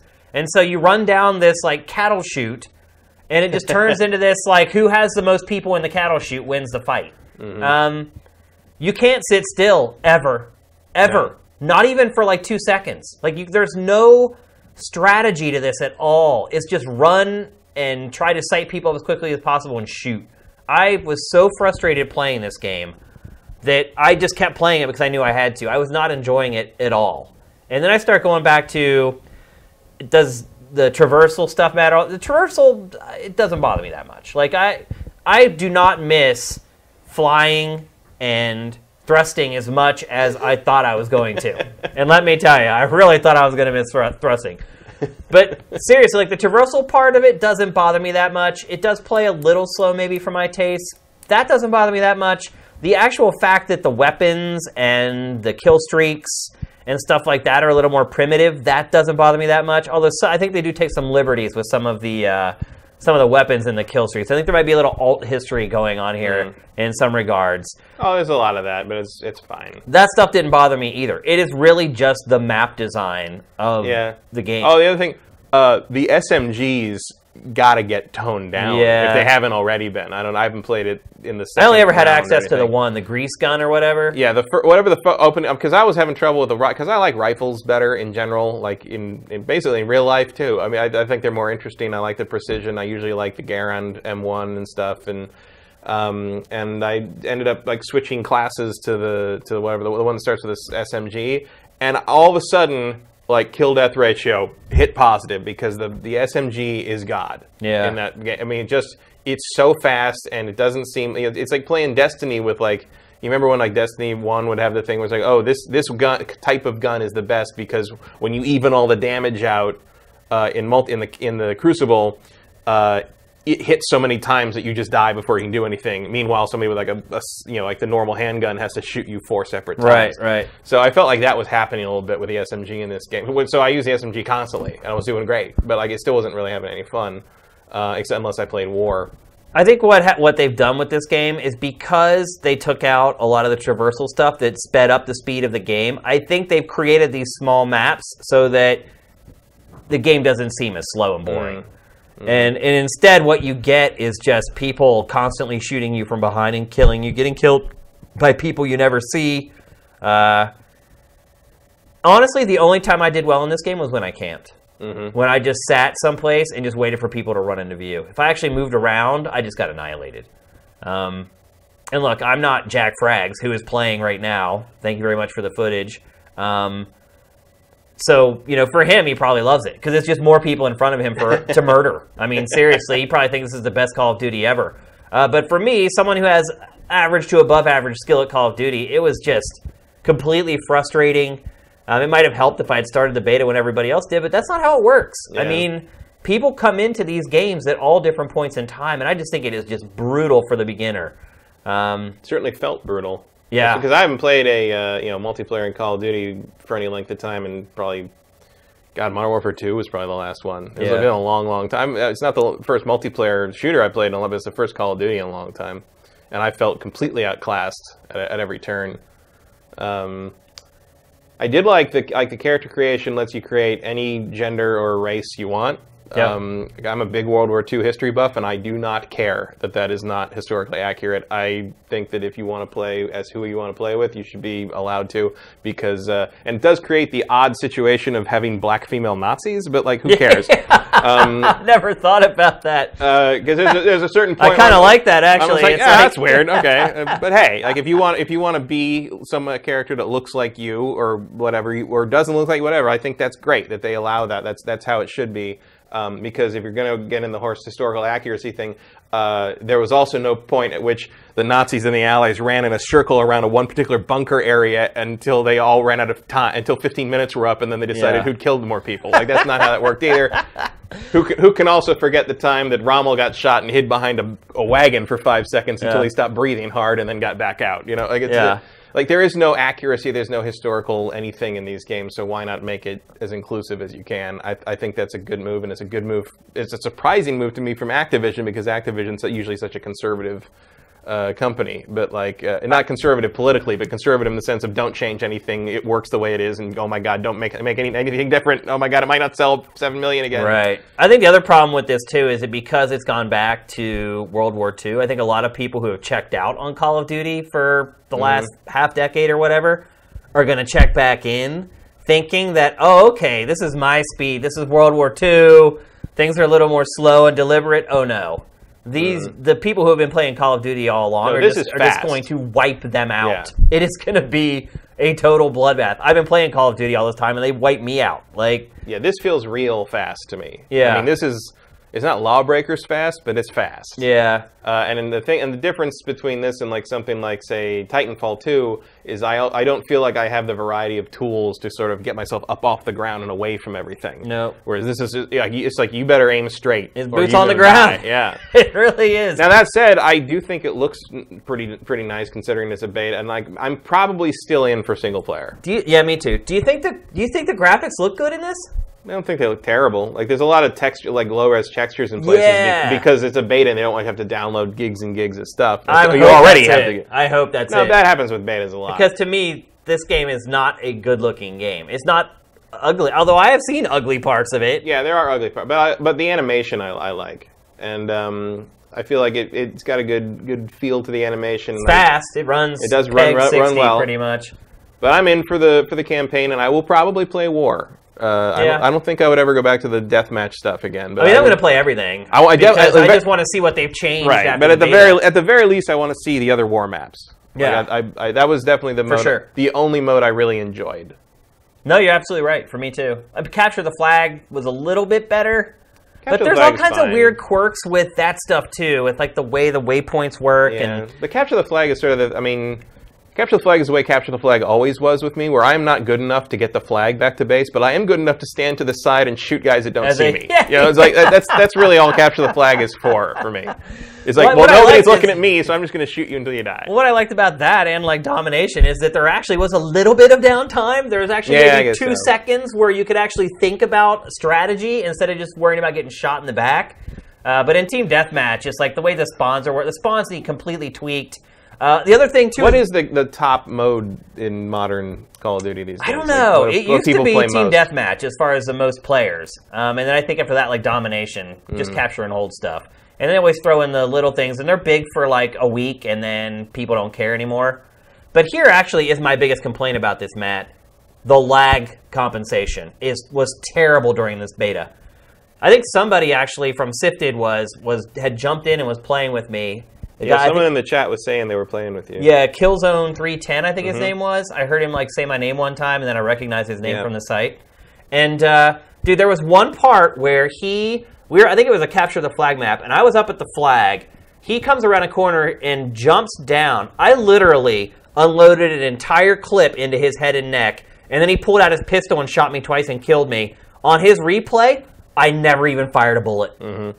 I've seen a lot. That happened over and over. Yeah, it wasn't like I only got 2 hit markers that were shown on his screen. I never even fired my gun. Yeah, it was. The kill cams were very different from what had happened on my screen constantly. So it was like bad though. Like I'm used to a little bit of it. Like I get 5 hit markers on my screen. You get 2 on yours. Yeah, this was almost as bad as Battlefront was a couple of years. Because I think I told the story where I was playing with my friend.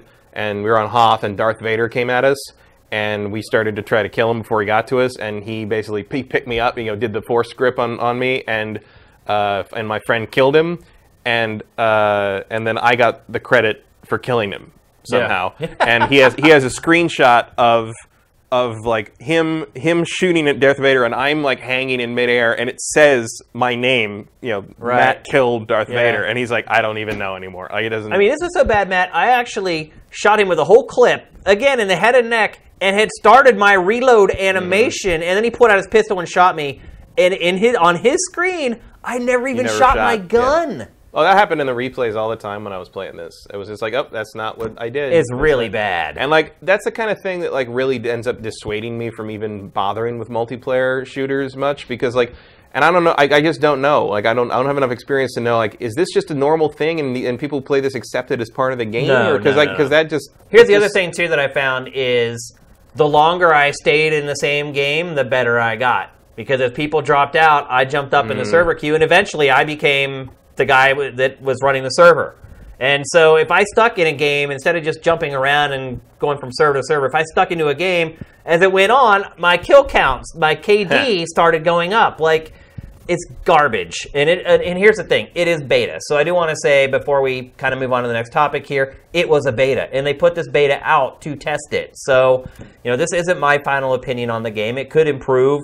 usually games don't improve that much from beta to final version, but it could. And so I need to leave that door open just in case they manage to get everything up to speed. They're not going to redesign the maps. The maps are what they are. They can tweak spawns, which can make a huge difference. In that, the maps in conjunction with the spawns is what was giving me the biggest pause with this game. So, like you, I'm down with the campaign. I want to play a World War II campaign again. I think it'll be fun and interesting and all that. But the multiplayer, man, I am not liking it at all. So we'll see. I mean, the game comes out now, what, in 6 weeks? Not even. Like 5 weeks. No, it's longer than that, actually. It's like 2 months still. 2 months. Yeah. So they do have some time. Hopefully they're doing a lot of tweaking and getting a lot of feedback, because what I played so far, I was not a fan of. So, all right, let's move on. We're going to talk briefly about PAX, but only briefly, because PAX, no one cares. Unless you're there. Unless you went there, yeah. Unless you're there and having a blast, and it is probably the best convention you can go to in the United States every year as far as just having fun and meeting great people. As far as covering PAX, nobody cares. Like, all the stuff we put up for PAX and curated for PAX, no one cared. Like, view counts were like rock bottom. No one gave a crap. But probably the biggest story coming out of PAX was Nintendo's big push for indies on Switch. And Nintendo does this at PAX every year. It has this Nindies night that it does on the first day of the show, and it shows all its indie games. It did this for the Wii U. But this year was a concerted step up from what we're used to from Nintendo's indie presence at PAX. I mean, it showed like 25 new indie games for Switch. And usually you get like 4 or 5, and they showed 25. Because it's all they got. Yeah, I mean, you're right. And that's kind of what I wanted to talk about. Like, the B-list games don't exist anymore, so this is what you use to fill the schedule. And that's a valid strategy, I would say. It is a valid strategy. And, I mean, one thing I would say is Nintendo, based upon this, isn't just content with just saying, okay, we have all the same indie games that Xbox and PlayStation have. Because it got some kind of an exclusive on Super Meat Boy Forever. It got timed exclusives on a bunch of other stuff. I think the last piece of Shovel Knight DLC is a timed exclusive on Switch. So Nintendo is not only just courting indies and doing a good job of it, it's also incentivizing indies to give Nintendo preferential treatment. It feels like they're doing a much better job at this than Microsoft is. Yes, without a doubt. And Microsoft should be doing. Well, I mean, look, I don't know about that, because Microsoft does have its ID at Xbox program that is kind of an incubator program for It does, but I think one of the keys here is there's a lot of games here that they showed on this that I had never seen before. How about this game? Did you see that shooter? Yeah. Where when you shoot people, if you shoot their leg, your leg grows bigger and their leg shrinks? It's freaking crazy. What's the name of it? I can't remember now. I can't remember what it was called. We'll see it again here coming up, though. But I think what happens with Sony and Microsoft is that it's just a given that every indie game is coming to their platforms. So they feel like they don't have to put effort into it. Nintendo is fighting an uphill battle. It needs these games to fill out its library. Microsoft and Sony can just count on it happening. Nintendo, that's not the case for Nintendo. And so I think what it's doing is incredibly smart. Now, if it's taking away from other things Nintendo should be doing, then it's not a good idea. But I don't think that's the case. No. I think this is a division that Nintendo set up inside the company, and its sole purpose is to go out and make sure that indies are coming, and apparently now to make sure indies are coming exclusively to Switch, or at least on a timed exclusive. So I think it's smart, because if you think about the Vita, Matt, and it's very easy to compare, or at least look at Switch. If I have to. Right.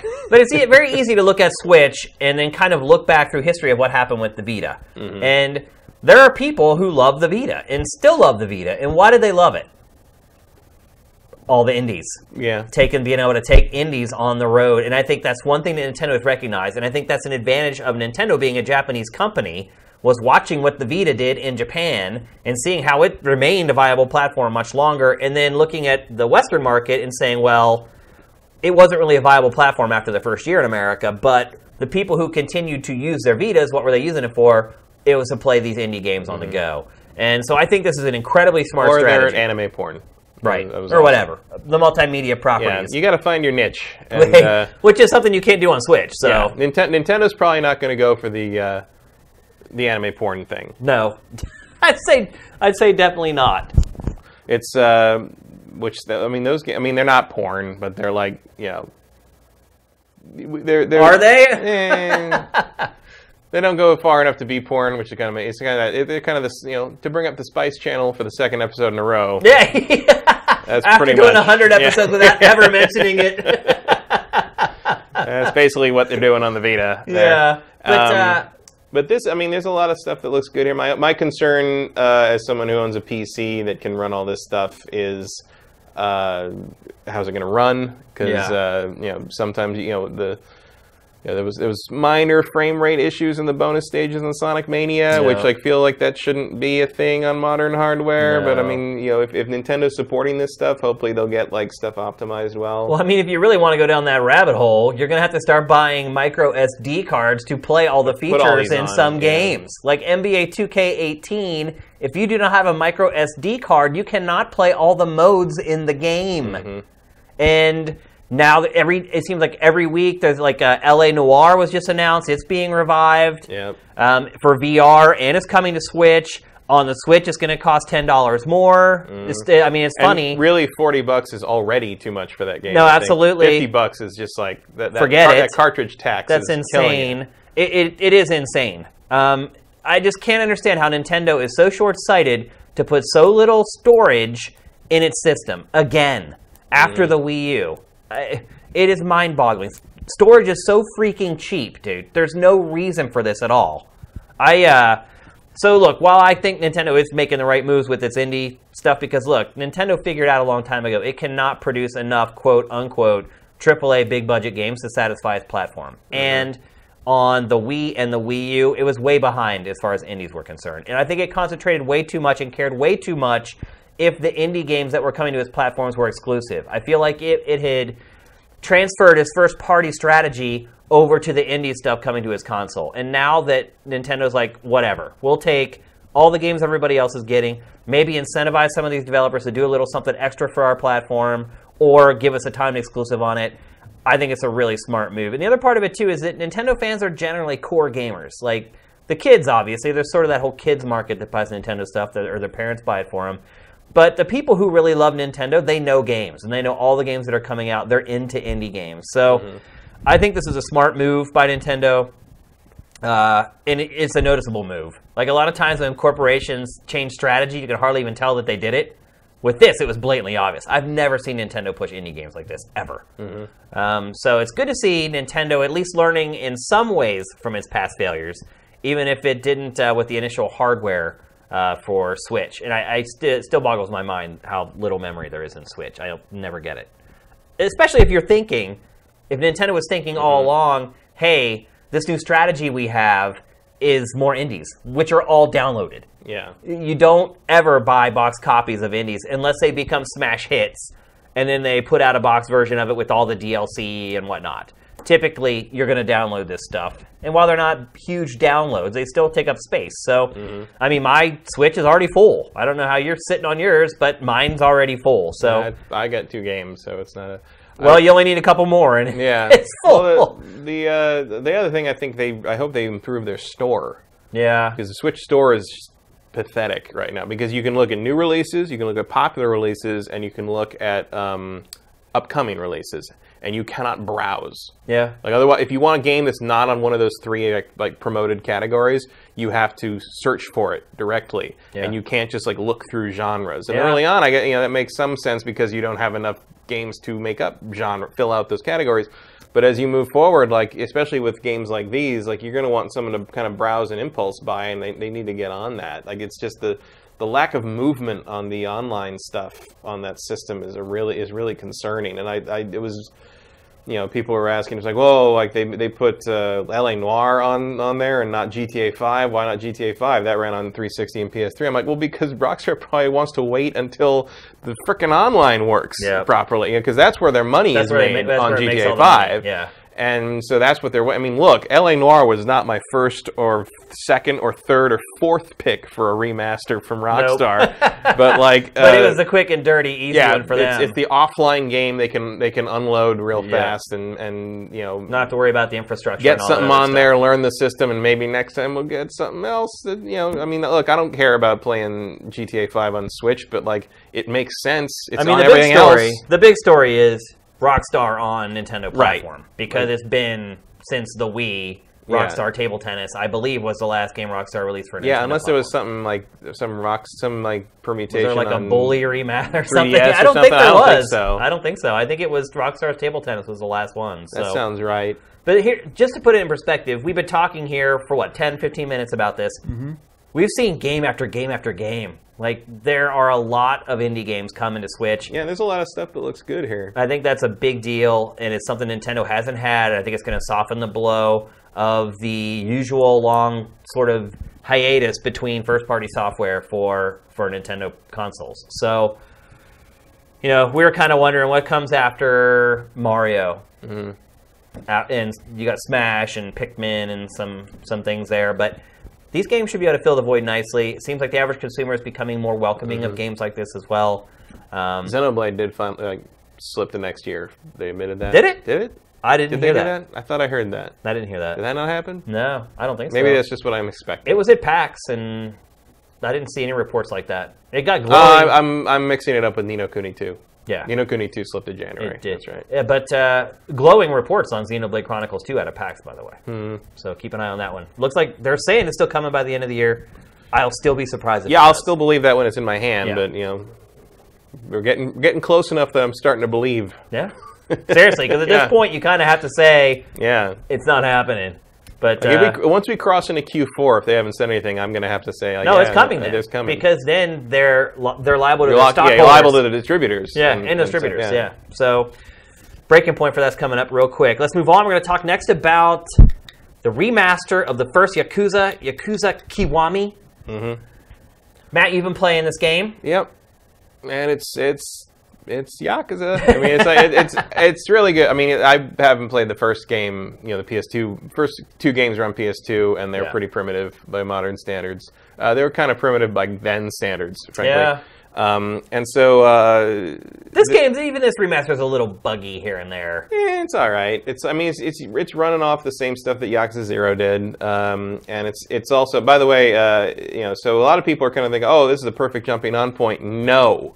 If you're going to get into Yakuza for the first time, play 0 first. Yeah. Then play this. Yeah. 0's a prequel to this, and then there's a bunch of stuff they added to this that ties in with the new story elements of 0. So there's a bunch of stuff in this game that you're not going to pick up on properly if you don't know what happened. See, that's about the bugs, like right there, that character model just like shook and shivered and. Oh no, that's intentional. Really? Yeah, that's like you're supposed to be surprised by him there. Oh, like that's Majima. Interesting artistic choice there. It's an anime standard thing. So that's Majima. I'm actually from the first game. I'm especially proud of the pun for this topic. Very good. So that's Majima, who was the other playable character in 0. He's kind of the standard crazy person in the series. He's a fan favorite. In the original game, when they dubbed the original game for a U.S. release, Mark Hamill did his voice. So one of the new features is called Majima Everywhere. And he just, when you get out of prison, because Kazuma ends up going to prison for 10 years. So it starts in 1995, and his buddy kills one of the Yakuza bosses they work for, and he takes the heat and goes to prison for it, and comes out 10 years later in 2005, and everything's super weird. But and things politically, everything's changed for like the local Yakuza stuff, and as with all these games, it's sort of like an infighting, political maneuvering real estate scam in the end, and which is great. It's all done very dramatically, and it all works. It's great. But so when he comes out of jail, he has lost most of his fighting ability, even more so than in the original game. Whereas when most people go to jail, they actually learn how to fight better. Well, they actually addressed that, in that like no one wants to mess with him because he's so tough. So he got soft. He's out of shape. He's out of fighting shape, and so Majima, who is like a rival with him, decides like he's going to get him back into full fighting shape. So he's like, I'm going to be everywhere. So like at any point in this game, you can be ambushed by Majima and have to fight him. And he's disguised as cops. He pops out of sewers. He's disguised as schoolgirls. Like He'll pop up behind you. I mean, there's no... You can't possibly predict where he's going to be, and it's the only way to upgrade Kiryu's best fighting style, which is dragon style. Yeah. And so that's what that was like he was a cop, and suddenly Kazuma realized he was a cop, and that's why the camera did that. Got it. Maybe it's an acquired taste. I don't know. Because to me, that doesn't look weird at all. It's just like, oh yeah, that just means that he's surprised by something. I get it. You know, it's like... Character models have got a huge upgrade. Character models look great. I mean, it's all the Yakuza 0 engine. It's all using the fighting styles from Yakuza 0 as well, which was not part of the original game. It feels a lot better than the original game in terms of sort of like presenting the story, and obviously everything's voiced now. There's not as much text. I mean, there's stuff that's like text and voice, but it's all acted. It's English? Good. No English. You don't want it. I don't want English for these games. Really? Like I think no. They're so. I mean, Japanese. they are set in Japan. They're so Japanese. They're set in Speak Japan. Japanese. They should. It's all part of the deal. I mean, yeah. The dub had its charm back in the day, but they haven't done another dub since then, and I have never missed it. Yeah. So, probably better that way. Yeah. I mean, I think it's great. There's not a whole lot to say about it if you've already played Yakuza, but it's like. It's great that this exists. It's great that they announced they're doing 2 as a Kiwami of 2. Yeah. Because 2 is narratively probably the least relevant to the overall story, but it is definitely the funniest game in the series. It plays with things the most, and there's some side quests in that game that are just completely out in crazy town, up to and including like busting up a street gangsters. A Yakuza. In 2, there's a whole quest that goes... just this long, shaggy dog story that winds up with you walking in on a bunch of like hardcore gangsters all dressed as babies in diapers, and you have to fight them in like a fake nursery. This series is good for that. I mean, there's just lots of weird in these games. So it'll be great. Hopefully they bring that... it's coming out in December in Japan. Hopefully they bring that over next year, probably around the same time, because Yakuza 6 gets its US release, I think, in March. Right. And... the whole series will be right here and playable on modern consoles through PS3 and PS4, which is great. It is. And it's amazing to me that these games keep making it here, frankly. I mean, we've got 2 Yakuza games this year. That's insane. That's insane. Like, Sega does not give a shit. Like this. Yeah, we can't get Phantasy Star Online, too. The site's still up. I don't get it. Like, the Western site's still up. Who should buy this, Matt?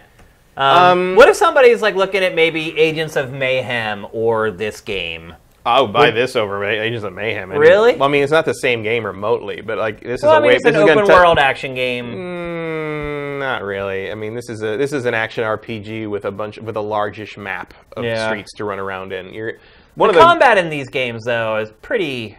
It's to me it gets old after a while. What was the last one you played? Because they've advanced it a lot in 5 and 0 and this. No, Yakuza 2, I think, was the last one I played. So they've revamped the combat system twice since you played one of these. I mean, but in this one, is it revamped? Oh yeah. Oh, okay. It's the same combat as 0. Gotcha. Okay. With the stances and all the like that like upgrade screen you saw there, like. That's 10 times more complex than the original games. Yeah. It's they're very different now in that regard. They don't feel... And the other thing I will say about this game is way harder than 0. Okay. Because when he comes out of the joint, he is actually pretty terrible at fighting. And your life bar is short, and he's awkward, and it doesn't lock on quite the way he should. And as you add more moves and add more abilities, he becomes a much more competent fighter. But like there's, I think certainly early parts of 0 were not as hard as the early parts of this. Okay. So this is a harder thing. There's a lot more story-driven stuff early on in this, so you're railroaded a little bit more. Yakuza 0 sets you free sooner, which is another reason I would recommend that one first over this one. But if you like Yakuza 0, you should absolutely play this one because I think the story is a little better in this one. Is this full priced? No, it's 30, I think. 30? That's pretty good. I mean, these games are long. Oh, you're getting 60 to 100 hours. Yeah, I never finished Yakuza 2 because at a certain point I thought the combat got really repetitive, and it felt like I had only got halfway there, and I was like 30-some hours into it, and I was just like, I got to move on. Oh, I mean, you could, if you bought the whole series, you could spend a year. Wow. Easily. And playing nothing else, I think. Wow. Like for the amount of time like an average person has to spend on games, I think you would take you about a year to get through all 6 of them. Big Shenmue fans should buy this, right? Yeah, Shenmue fans, and also just fans of kind of crime stories, and if you're willing to have a little fun in it.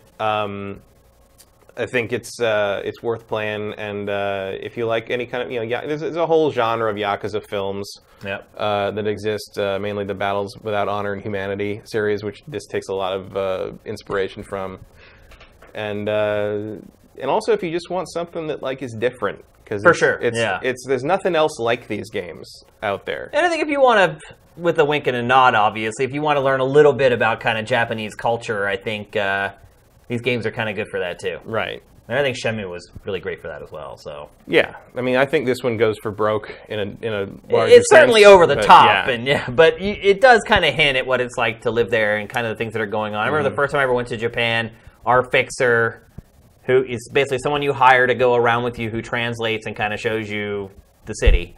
The first thing he said was, if you're walking through here and you see someone in a suit, do not look them in the eye. Mm-hmm. And I was like, why? And he's like, well, they're Yakuza. And you just don't look at Yakuza. And I was like, okay. And even being in Japan, I don't know, I've been there, how many times I've been there? Well over a dozen at least. You don't really get it. Because I never saw one. I never saw someone who I thought was Yakuza. But just being warned of that, it kind of puts you on edge a little bit. And then when you play this game, you realize it's an exaggeration. It's a caricature of that. But it kind of explains the way things are set up, the way the society is set up, and why people are so fearful of the Yakuza. Yeah. Well, I ran into a couple at one point, and they were very nice. Yeah. they're in the same bar, and there'd already been some drinking, and there ended up being some singing, and they sang along, and they waved goodbye when we left. There you go. They were older, though. They were Yakuza, more mellow. they're not all bad guys. Nah, they were just there trying to have a good time. It was all right. Everyone likes to have fun drinking, I guess. All right, let's move on. We're going to talk next about a remake that, in my opinion, did not turn out anywhere near as well as Yakuza Kiwami, and that is Secret of Mana. When it started leaking that they were remaking, well, we didn't even know if it was remade. I think the initial leak was Secret of Mana coming to new platforms, and I was like, I'm totally cool with that. Because it is one of my favorite retro RPGs of all time, called Final Fantasy Adventure in America when it was released. But no, Matt. Instead, we get this weird... I don't even know how to explain this game. That is an art style choice, I will say that.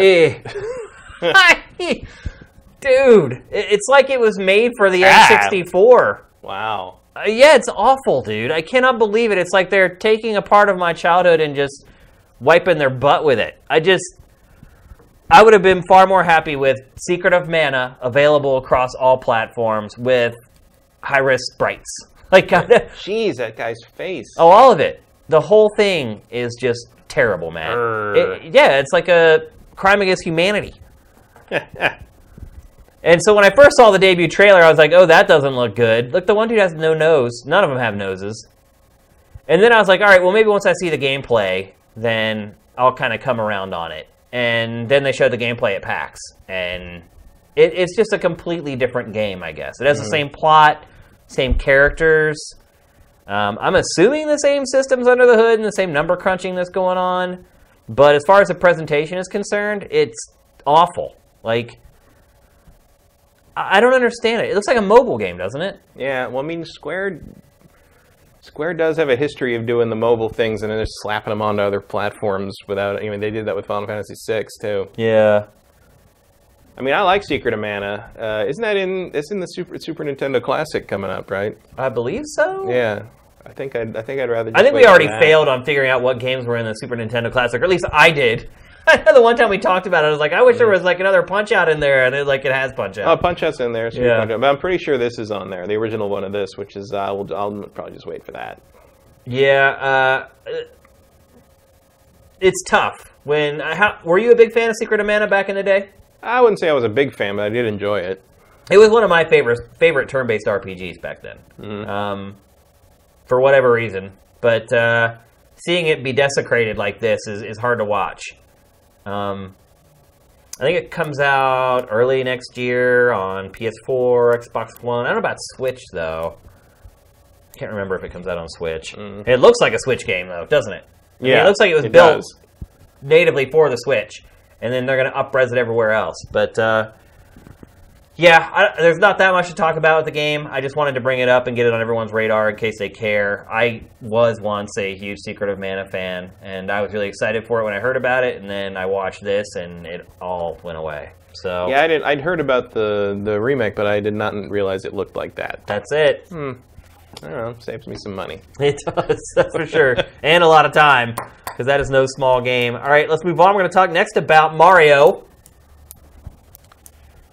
Mario, who we've always called, at least I can't tell you how many times across my career I've written the phrase portly plumber when talking about Mario, because, when you write, you have to come up with different ways to say the same thing. Right. And in a lot of ways, being a good writer is someone who can do that well, who can come up with plenty of synonyms and different ways to describe something. And so portly plumber was one that I've fallen back on many times throughout the years. If you could do a Google search of my name and then any articles I've written, I'm sure portly plumber would come up at least a few hundred times. I cannot use that anymore, though, Matt. No, I can still use portly. Yes, but the plumber part. Although even then, he's more or less a little roly. Yeah, they have kind of slimmed him down over the years. But Nintendo now says that he is no longer a plumber. That if he ever was.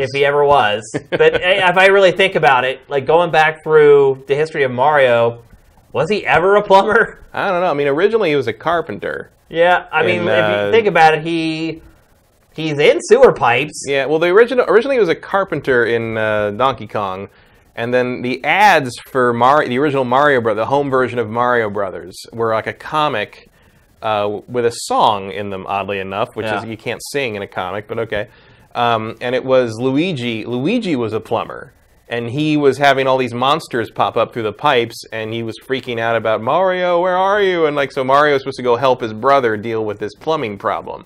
So originally it sounds like Mario was a carpenter and Luigi was a plumber, although that may have been the origin of Luigi being an ineffectual idiot, like coward. That was probably the first time that ever happened. And then just everything got associated with pipes and stuff, and just calling them both plumbers seemed to be the natural progression of events. I mean, no one's stuck being a carpenter forever if they don't want to be, I guess. Yeah. But in the end, he's more like a, I don't know, like Mushroom Kingdom roving security guard, like sports maniac. Yeah, I think that's what happened to Nintendo. It realized at a certain point that he's anything but a plumber. I mean, he does everything. Yeah, he's like an athlete. Really more of a handyman. Yeah, you're right. That's probably the best way to put it.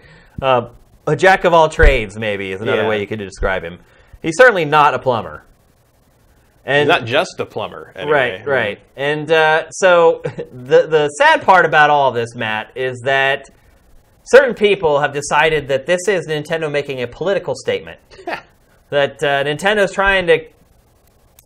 I don't know what they're thinking, but they're trying to basically say that Nintendo's trying to box out the working man. Yeah, okay. They don't want the working man to have that one mascot that stood for them and represented them in video games. What do you think about that? Yeah, nothing says working man like a dude who plays endless numbers of high-end motorsports on the weekend and hangs out with royalty. Yeah, what? He hangs out with a princess. Yeah, working man.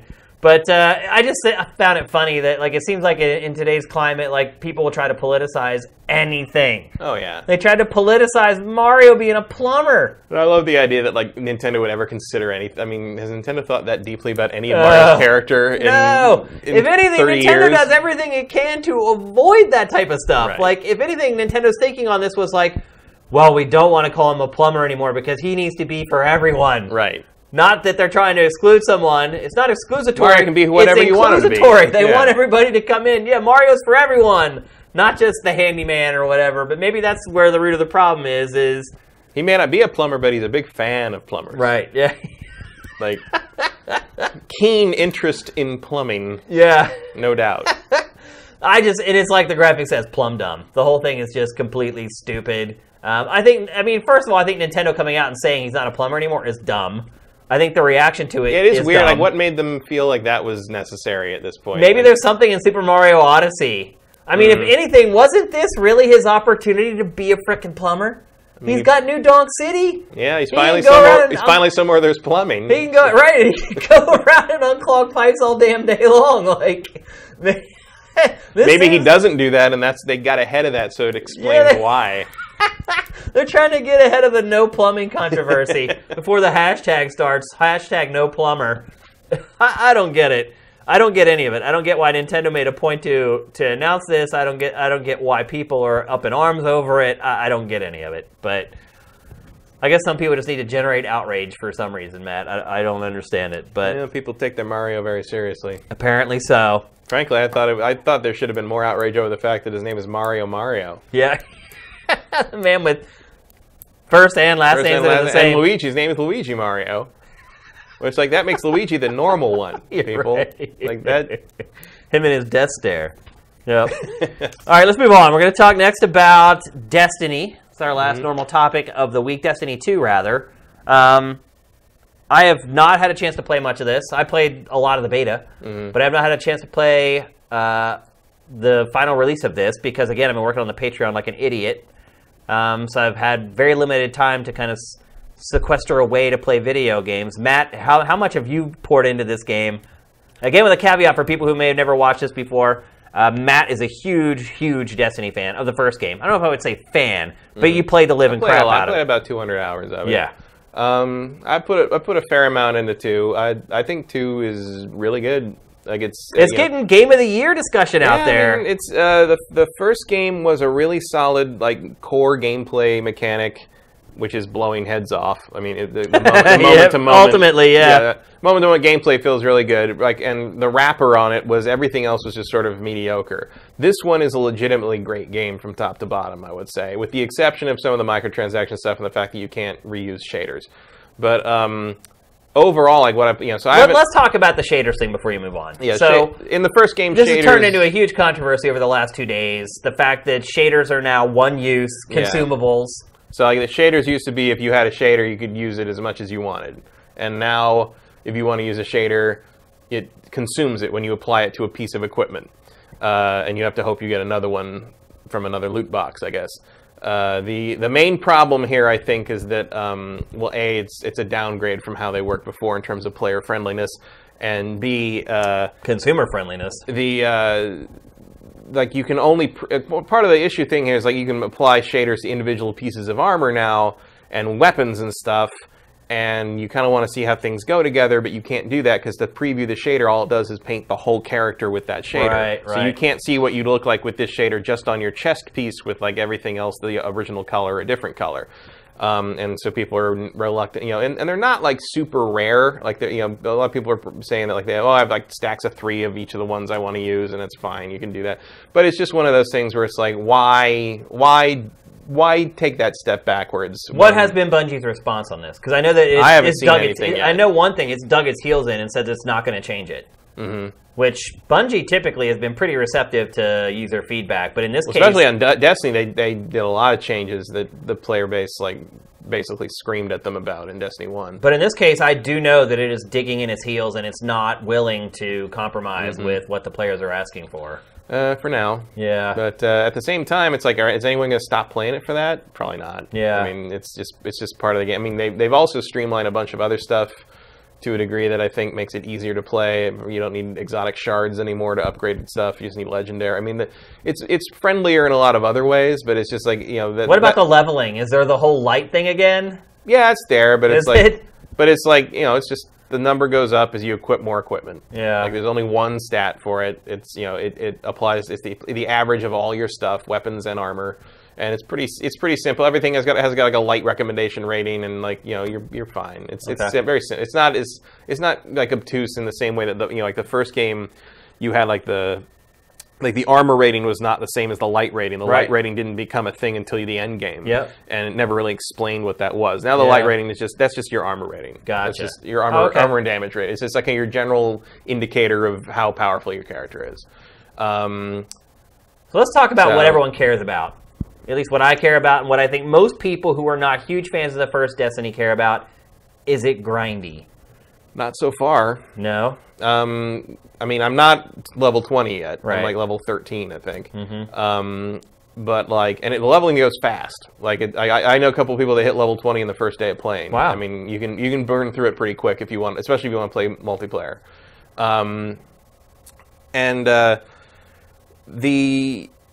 I think the strongest thing about it is, like, you know what, where it used to be more of like you were in a hub area and then you went to the open world location and then you did your thing and you go back to the hub area to pick up your stuff and go back. So that's gone now. Okay. So when you go to like a hub area, it's more, when you go to the planet, it's more like an open world area, and there's like a guy you can talk to in the first area. You can fast travel to the main area, and then you do your little story thing.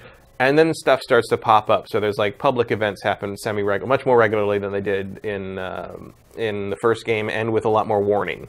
They appear. So you don't end up jumping into something you can't handle. No, and also so like you're not stuck wandering around looking for one. Right. So like they pop up if you go to the map screen. It shows you where they know all where to are. go. Yeah, you know exactly where they're going to great. go. And then you can go and there's a flag sitting there, and like the countdown starts usually like 3 minutes before it happens, and you can activate the flag and it'll put the countdown on your screen, so you know exactly when it's happening. And does that send a beacon to all the other players so they can come? Everybody knows it's there. Okay, cool. And but the thing is, like the map is just way denser now. Like there's little nooks and crannies to look in. There's little stairways, like buildings you can go in, things to poke your head in. There's always something there. There's always like monsters in there. There's always some kind of enemy. Usually, sometimes there's an elite enemy that pops up. And the thing is, like mostly the time when you kill anything that has a life bar that's a different color than normal red, they're going to drop loot. They're going to drop a chest. They're going to drop. You're constantly getting rewarded for things, which feels a lot, which feels a lot better. And the rewards are less scattered in the sense that almost all your main rewards for like the first area are this little disc that you then turn in for reputation at the guy who stands at the main cathedral when you're there.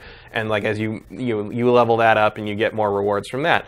And it's just like, it's much more straightforward. It's not like, okay, collect these and then collect the spin metal and then get the spin metal to do this and then you have to spend this much spin metal on. It's like that stuff's just not there anymore. It's like you can still collect little items, little like harvesting items from the area, but they still go back and get turned in for like redeemed for like reputation at the guy. It's not like they've gotten rid of a lot of that MMO clunkiness that made you feel like you were juggling 14 different inventory items and didn't know when or how you're going to use them and if you were ever even going to use them. Right. And if it just feels like your moment to moment like gameplay is still rewarding in the sense it still feels good to pop ahead, but it feels like the game doesn't expect that to be your only reward for killing things. Like you're always seeing stuff drop, you're always getting something for doing what you're doing. And then there's a ton of different story content you can do. It's like the adventures are sort of like side stuff, and then there's the main campaign story, which is usually a much more involved mission, whereas the adventure stuff tend to be more go to these places in the open world, and a triggered event will happen, and you'll get like a nice piece of loot for it. The first area you go to after Earth is on Titan, and it's essentially a abandoned ships in like an archaeology kind of place, and like there's a lot of cool physics stuff they're doing that because the ships are moving. Oh, okay. And so there's like stuff rolling back and forth, and like there's gravity. There is some gravity happening. There's some tricks they're using that they didn't use in the first game. It doesn't feel like just yet another just place with trees. The Titan place is a giant ship graveyard. So you're jumping from ship to ship, and it feels very different than any area that was in Destiny 1. How about how MMO-y does it feel? Because the campaign section that I played in the beta, it didn't feel that way at all. No. I mean, there are moments where people kind of appeared and helped you with big battles, but it felt like a really good campaign for a really good first-person shooter. Does it stay that way throughout the entirety? I would say the main campaign stuff stays that way. Wow. Yeah. Like it's that's huge. It definitely feels like it was made by the guys who made Halo. Wow. And the adventure stuff isn't too far. The adventure stuff, the kind of the MMO open world thing is a little more transparent. But the campaign stuff is very story driven and cutscene driven, and the other thing about it is, like, the very beginning we saw in the beta, like the Cabal basically steal the Traveler and shut out all the light and stuff. And one of the first things that happens after the part where the beta ends is you find a shard of the Traveler that lets you get your light back. So you are the only Guardian early in the game that has your powers. Gotcha. So you are the best, the badass. You are the Master Chief. Yeah. I mean, you are the master. You're running around and you're the only one who can do it. And and everybody's talking to you and talking about you, and like so that makes it feel a little more like that kind empowering. of yeah. It's because that's one thing I would say about the first Destiny is you never felt like you were a super soldier. Right. You just felt like you were just like anybody else. Right. Which has its charms, obviously. Yeah, and you are working to have that be the case again. You want to restore the Guardians as part of the. So you're trying to help everybody else. else. Trying to help. So you're like play to make the game more boring. Yeah. I mean, I feel like the end game is like going to be, the thing where everybody's back up to power and you can do your thing again. Yeah. And it's funny that like there's characters returning from the first game whose names I could never remember that I remember now because they're done as characters better in this game. Ah, interesting. There's a lot more radio chatter. There's a lot more personality being being put on display. Previously I think the only character I could really remember the name of was Cade 6 because it was Nathan Fillion. Right. And now I'm pretty aware of who everybody is and like that the guy who runs the Crucible actually had a name. Right. His name is Shax. Okay, I didn't know that. I felt that way about Destiny in general. Like just Yeah. all the words they use for everything. I could never remember any of it. Yeah. And there's like, the villains are interesting because the big well, they establish a real villain. Yeah, like, the big right Cabal out of the gate. guy is a good dude. Is an interesting villain, and what he's after is interesting. Like how and kind of the idea that these other alien races are jealous of us because we have the Traveler, and the Traveler picked us. Yeah. And then he's got his like right hand man, the Consul, who is voiced by Frank Langella. Doing for most people our age will probably know as Skeletor from the live action He-Man movie, and he's on fire in this one. He's because the Consul is like the best lifelong friend of the big bad guy, and so like. And they're both like super familiar with each other. So instead of being like the scary bad Darth Vader guy who kills all his right-hand men, like they're buddies. And like, and the Consul guy is like, I'm going to make you emperor. There's nothing you will want when we're done with this. And like, so they're conspiring to make their empire like warlike again, basically. And it's a fascinating. And I'm sitting there kind of like, oh, is Frank Langella going to betray this guy, or is this a real thing? And I don't know quite where they're going with that. And I think that's interesting because. While they could have been a really cartoony sort of like ha villain, like I'm not quite sure what they're after yet, besides just basic power. And I wonder how that's going to play out, because it seems between every major campaign thing they do a little cutaway to the bad guys, and like there's it's much more narrative driven. It's fleshing the world out in a way that the first game just never even tried to do. And it's got me interested in what's happening beyond what my armor looks like. So you're not getting the MMO stuff where it's like go here and kill 5 of this stuff, because that's what the side quests were in the first game. There's still some of that, but like put it this way, like the first time I had to go kill a bunch of guys to like and have them drop the little icon tetrahedron things to pick up 5 of those. I think I'd been playing for like 3 hours. Oh, okay. I mean, it's not as common as it was, and you're not just like going up, get like standard, useless little side quests and go. It's all very organic, kind of unfolding in the world, as opposed to having to travel back and forth from places. You basically never need to go back to the hub if you don't want to. Wow, that's great. Have you finished the campaign yet? No. No? How long have you been playing so far? Just to get an idea, at least how long it is. Probably like 4 or 5 hours. But I'm not like burning through the campaign. I'm doing side stuff. I'm getting caught up in public missions. That's how you play. I spent half an hour playing soccer in the hub at one point, where there's like goals and like they drop a ball down, you can kick it back and forth.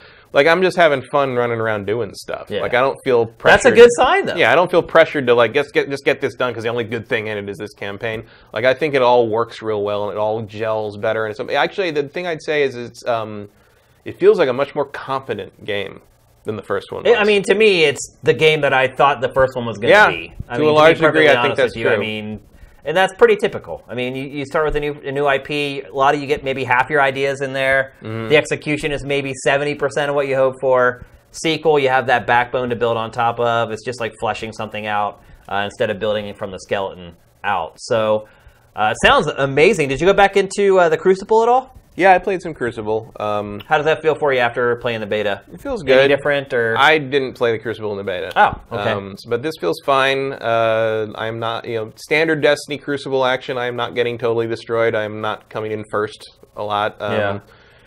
It's fast. It feels good.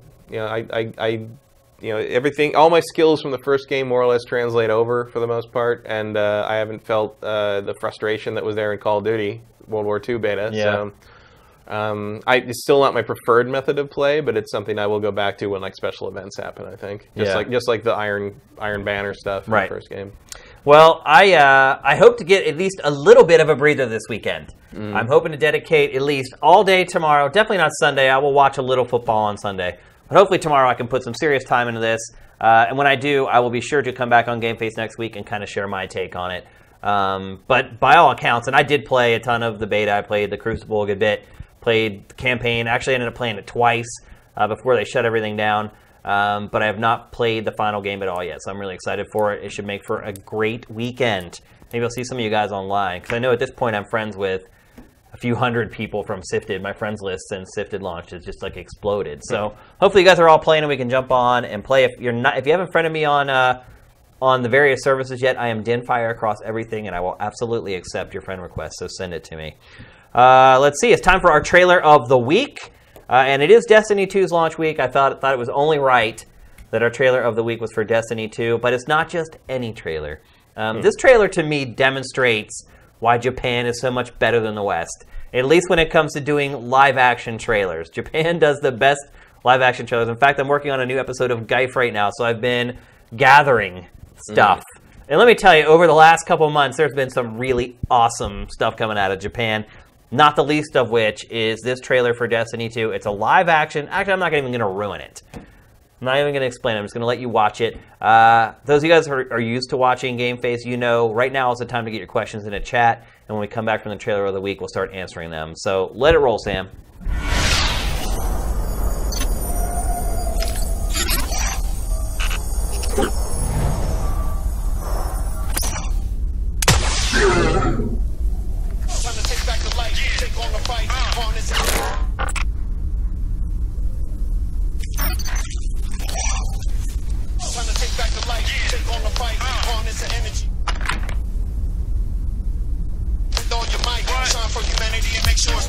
Protect community and never.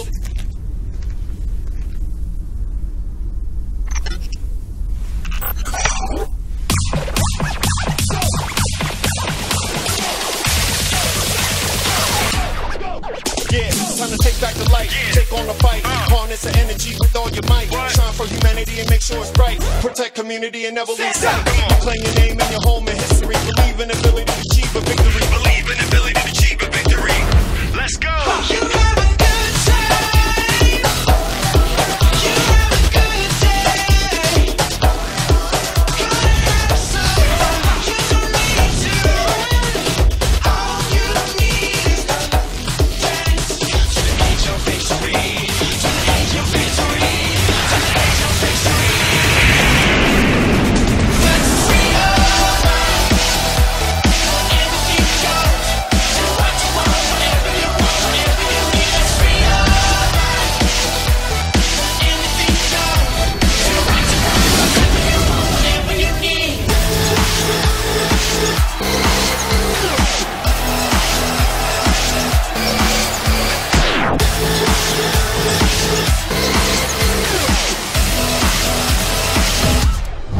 Stand up against both new and old. Reclaim the power and witness the whole. Together, we will take back our home. Together, we will take back our home. Come on! Let's free our mind. Anything goes. Do what you want, whatever you want, whatever you need. Let's free our mind. Anything goes. Do what you want, whatever you want, whatever you need.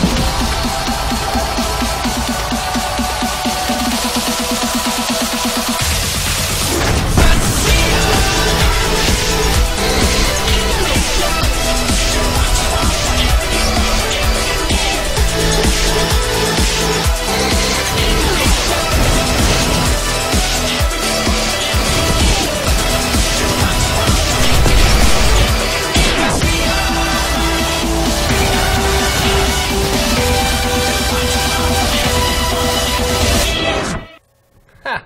Holy marketing budget. Yeah, Man. That's also a pretty accurate portrayal of the hub. It's a pretty accurate portrayal of what it's like to play Destiny, really. I mean, there's a whole section for dance emotes in this one. Yeah. It's not. They went all in on the dance emotes, and they know that that's what everybody wants. I mean, that should be a truncated version of that. Should be the TV spot in America. Probably. I mean, cut it down to 30 seconds or whatever. The best parts. That's what resonates with people who play Destiny, and that would also resonate with the more casual audience who maybe are like, "What is this Destiny thing?" I don't know. For whatever reason, Japan has the best of everything, including live-action commercials. So. Let's see. Let's get to some questions here.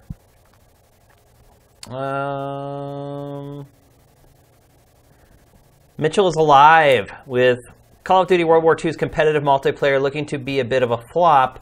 What multiplayer game this year do you believe is likely to sweep the best multiplayer category this year? Well, if it qualifies, PlayerUnknown's Battlegrounds. Yeah. If it doesn't qualify... Why wouldn't it qualify? Because it's not finished. It's early access. I don't know. That's an ongoing debate I've seen. I don't really think it is a debate, though. It's like it's a video game that you play. Like, look, if it's better than anything else, and it's not even done yet, how can you? But then what do you give next year? How can you punish it? Well, it's not punishing it. It's for not done yet. It's not done yet. I don't see the logic in it. The logic is that it's the same logic you have for giving Story a 0 in Madden for years. It'll be better when it's done, and then how do you reward it next year when it finally comes out, if it comes out? Because it was already awarded the year before. You just don't give it the award again. But now it's better. Well, every game is always getting better. They patch games every game now. That's exactly why you wait for it to hit 1.0. You judge it at 1.0. Okay. That's how it works. I disagree with that. But well, the rest of the entire industry is going that way, except for, it looks like, Giant Bomb. I think Giant Bomb's going to give it what they give it no matter what. I think they're like, they don't care. I mean, I don't even know if I would give it best multiplayer, to be perfectly honest with you. I think the other issue that we're running into trying to judge... I don't know if I'd give it to, but I think that's going to be what people default to if they decide that it qualifies. Yeah. I didn't think it even matter how good World War II's multiplayer was. I think that game has multiplayer wrapped up if people decide it's qualifying this year. Maybe. I think the issue with answering this question right now is we are about to get all the really good multiplayer games. They generally all come out in Q4. All the big shooters come out. We're about to get Battlefront. I mean, that certainly could be a game that's going to be worthy of consideration for that. Maybe. I mean, as of right now, I mean, it's kind of my leading candidate, I would say. Yeah, I mean, I kind of... For that one, it really depends how well that Starfighter thing turns out. I mean, I would even say Splatoon 2 is another one for me that's right up there, man. I mean, as far as fun that I've had playing multiplayer this year, that's right up there. I mean, it's different, even though there's been a game before. It's not like it's being imitated by anybody else, so it's still very different. And it's very incredibly polished. Nintendo did a great job updating the game from the first game to kind of sand down some of the rough edges. So, yeah, those are kind of the three that are kind of in my top three to keep an eye on right now. But, I mean, there's still so many more games that come out this year. So those are kind of my leading candidates. Is there anything early in the year? Multiplayer-wise, I mean, Splatoon obviously is the one that Yeah, but I mean like more like Q1, Q2. No, I mean, lots of good narrative single-player stuff in the early part of the year. Not a lot of great multiplayer. Yeah, that's what I would say.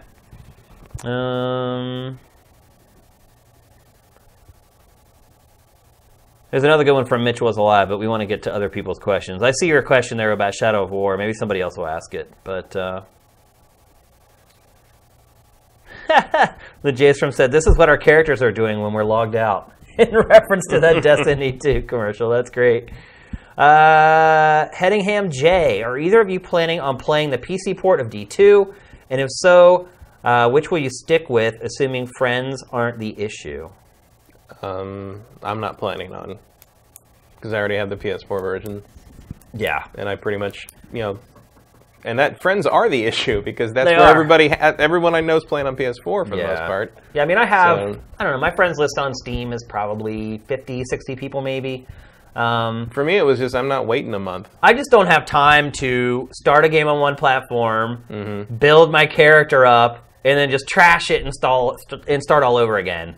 I would like to, because obviously the PC version is going to be the superior version. It looks amazing on PC, but it's like, it's all about... It's pretty good on Pro. Yeah. I mean, it looks pretty good everywhere, man. It's a damn good-looking game, without a doubt. And I mean, maybe that's another part of it that won't push me to go to PC, is that it looks so good on consoles already.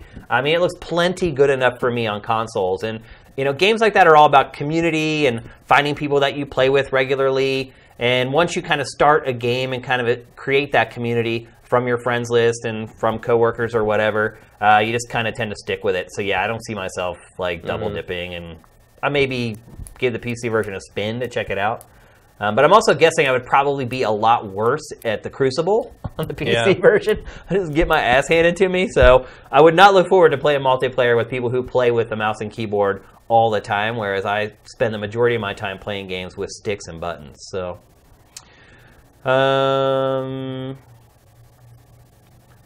J. Reed Vic 7 with FIFA, Madden, 2K absorbing cinematic choice-driven story. Injustice becoming Borderlands. Will everything become a hybrid? What does that mean for more obscure games in those genres?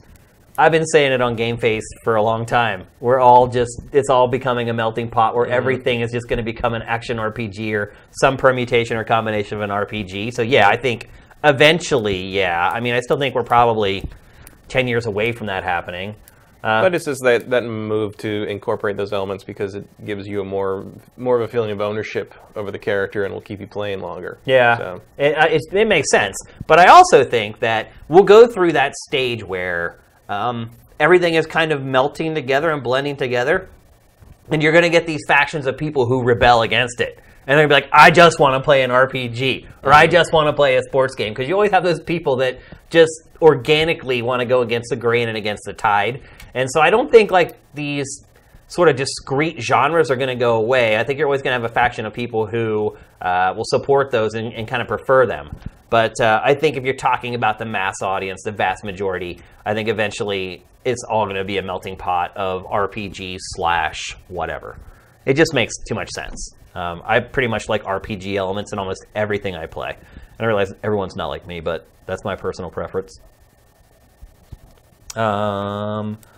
Let's see. Lots of congratulations and thanks on the site and the Patreon. Thank you very much, everybody. Dark Force 256. How happy are you that the Patriots lost yesterday? Because I am very, very happy. For those of you who are new, and there's going to be a lot of you because our shows are going up on YouTube after a 3-day period for our patrons. Sam, our TriCaster operator, is a big Patriots fan. And I'm a big Steelers fan. And Matt doesn't give a crap. Nope. So, yeah, Sam, actually, I think he took it pretty good. I think he's a knowledgeable enough football fan to know that was just one game. Yeah, it is. That's why you play 16 games instead of one. Madden curse is in play. Yeah. Telling you right now. Yeah. I will admit, it did feel kind of good to see that stadium empty for the last 8 minutes of the game. Tom Brady's hair is going to be white by the end of the season. I'm putting it down. I kid. It was midnight. Yeah, there it is. There's the excuse. It was midnight. Everyone had to go home. I bet you if they won that game, if they had won the game, they'd have brought all those Lombardis back out on the field again. They'll be back out. Oh, that's great. Thanks for asking that question so we could have some fun with Sam. Let's see. Here's one from the Jastrum. I think I'm pronouncing that right. SIFTD Games, I'm glad you started a Patreon. I just became a patron, and I'm happy to support. I love what you guys do. Thank you. Thank you very much, man. I'm wondering how many people watch our GameFace stream and never became a subscriber to SIFTD. If you're one of those people watching right now who's been watching our stream, we launched a Patreon. And if you want to just contribute to us to kind of pitch in for literally the 100 episodes we've done on Twitch that you've enjoyed, you can just give us $1 and you get community stuff. The tiers and the goals and everything, they scale up really nicely. You can give as little as $1, or you can give a section looks like a fireworks display now. Yeah, it does. Colors everywhere. Yeah. You can give as little as $1, or you can give a lot, and you can get into Pactor's ultra-exclusive E3 party this year at E3. So go check it out. You can see the URL at the bottom of the screen there. But thank you very much. And if you are indeed somebody who had just watched us on the stream and decided to kick in, we really appreciate it, man. Thank you. Drunken Elvis, will you guys switch to Xbox when they become the better versions of new releases, or stick with PS4? Great question. Well, to do that, I'd have to have an Xbox One X. Yeah. And, like, maybe eventually, if I ever end up with one. The thing about, like... If I own one, yeah, everything probably. but multiplayer stuff, Multiplayer stuff, I'd probably stick it with PS4. But like in a situation like Assassin's Creed Origins, it's like I think I'll probably get the PS4 version of that anyway. Yeah. Because I do have a PC that could run it, but I don't trust Ubisoft PC ports in the first month or two. Yeah. So I don't trust a lot of PC ports, to be honest. I mean, most publishers are pretty guilty. You're just constantly rolling the dice, and we've seen that multiple times in the last year or two. Sure. So in the end, I will probably default to PS4 for the remainder of this year. But if at some point in the next several 8-9 months I pick up an Xbox One X after the rush subsides, if impressions are good enough, I would probably switch to non-multiplayer stuff being Xbox by default, which will be weird because I'm so used to the DualShock 4 now. Yeah, which I'm all about the best experience. I don't care. Yeah. I don't care what badge is on the front of the hardware. Like I don't really care where it is. It's just a matter of will I end up getting have it? One? Yeah. And is there community supported there for me to play it with other people? If not, I'll stick with PS4. Right. So, from Bachby, a longtime supporter, man, what's up? I will support you guys to the end, even when my heart is not in gaming anymore. Ever had times where you can play good games and feel like it's a chore? And if so, what did you do to make the feeling go away? Great question. I think I usually just play something else. And usually like an older thing. Like I tend to go back to the old retro stuff if I need to be reminded. What I do, and I think the last time I felt that way was when I was laid off from GameSpot. When CNET laid off like half of its company in one day. And all the new hires who had been there for the last year and a half were just let go. And I had moved all the way from Philadelphia all the way to California, and I had worked there a year and a half, and they're just like, you're laid off with half of the company. And I was just like, what? I just moved my whole life out here. And I was devastated. And I went home and just played a JRPG. Mm-hmm. Something that I could just dive into and just completely lose myself for a week, essentially. I didn't feel like playing any of the other genres that I usually liked. Like back then, I was really into 3D platformers and kind of more whimsy stuff, and it just felt not right for me to play that stuff. And I think that's what I do. I tend to dive into a really deep game with a lot of lore, maybe something that just completely kind of whisks me away and takes over. And because I think when I get burnt out on games, it's because I'm thinking too much about it, and I'm not just kind of just getting into the groove of playing games and just kind of letting something that I love just take over. But that does not happen to me very often, to be perfectly honest with you. In my life, I can point out instances where I kind of soured on games for a little bit. I generally just I never get bored of games. I never lose my passion for it. I don't know. It's just something. Yeah, I think in general, for the most part, I'd say they get better and better. Yeah, you're right. That's the advantage, is the games keep getting better. So I think if they stayed the same all that time, sure, I would probably burn out. But it's And every once in a while, it is funny though, if I do feel that way, I also will usually go back to JRPGs, and something in the Suikoden series will usually perk me right up. Yeah. But, Matt makes the best point. It's that because games just keep getting better, it's I do feel anytime I'm getting into a lull where I feel like everything's the same, some game comes along that just kind of flips the script and does something completely different. And then you start getting all the other developers kind of iterating on that idea and expanding it and making it better. So just even this year I'd played so many open world action games, and you kind of felt like that was sort of sucked that one dry a little bit. Then we got Zelda and Horizon Zero Dawn, and it's just no, I still love this. It's just you need to turn that lens a couple clicks and get something new in there. And I think really what the lens is that the gameplay and the combat in these games now are as good as just regular action games. And that was always kind of deficiency for me with open world action RPGs, was the combat was always kind of a means to an end. Well, look how long we tolerated Rockstar. Right. Rockstar's gunplay. It was just not... Or just its weird traversal. And for the first how many entries, you couldn't even climb a frickin' fence. It's... And that's what it is. It's the progression and the advancement of the industry, I think, that keeps us engaged. And we're lucky, too, because we have access to all the games, and a lot of people don't. They have to be really careful with how they spend their money. But that's what we're here for. We're here for, to help you guys figure out how to spend your cash so you can keep your fire and your spirit for video games. All right. We'll ask answer a couple more here.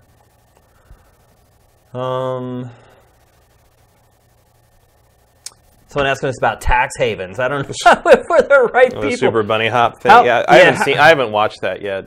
How about you save that one for The next round of Pactor Factor. Next time we put up a call for questions, make sure you ask that one. I don't think we're qualified to answer it, to be honest. We'd just be babbling and not giving you any real information. So, Pactor will sound much more authoritative when he babbles. Yeah, you're absolutely right. You'll probably trust him a lot more than you'll trust us.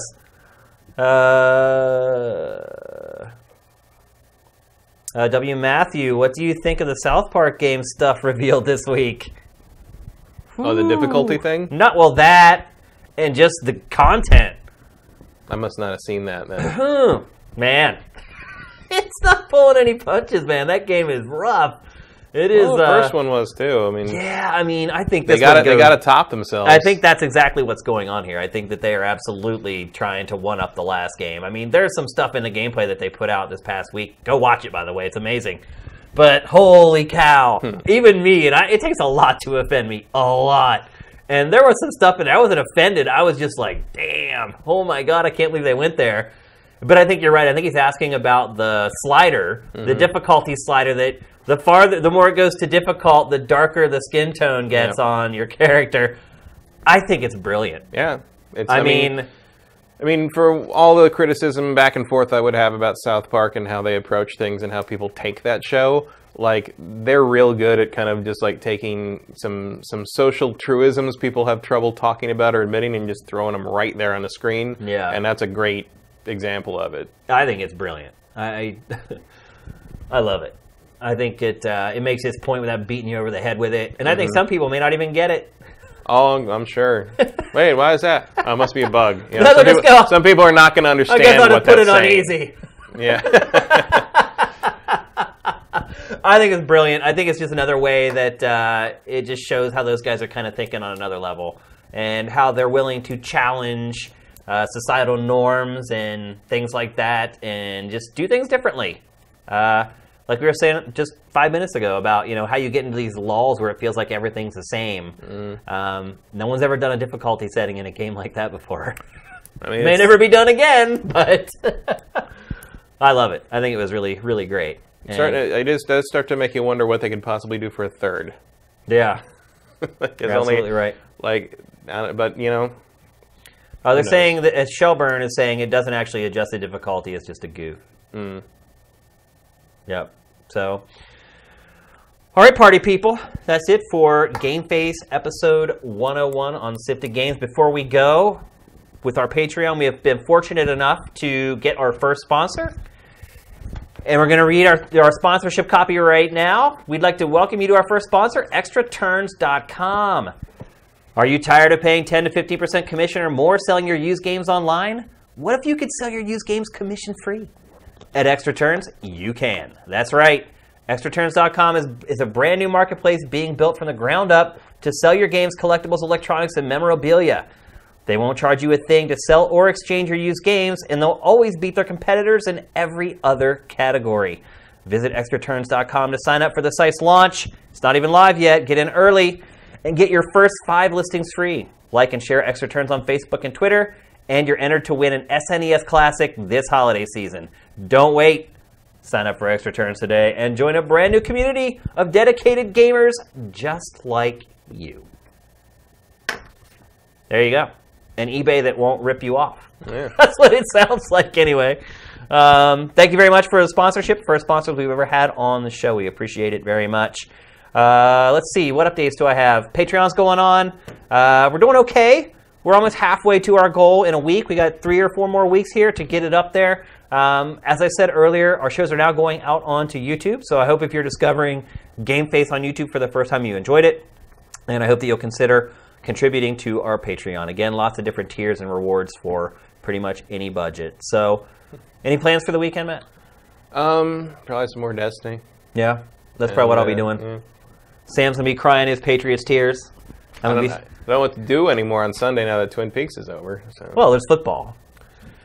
Perfect timing, right? Because there's a lot of lap over. I don't know what to do. There's a lot of lap over between the Twin Peaks audience and the NFL fan.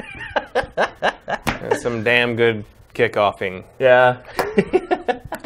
Well, once again, I want to say hello to all the folks on YouTube who have not been able to watch us all this time. This is one of the big changes that Patreon is bringing for us. I know there's lots of fans of Invisible Walls who are maybe watching this show for the first time. Good to see you again, folks. Hope you enjoyed it. We'll see you next week. GameFace is up and out.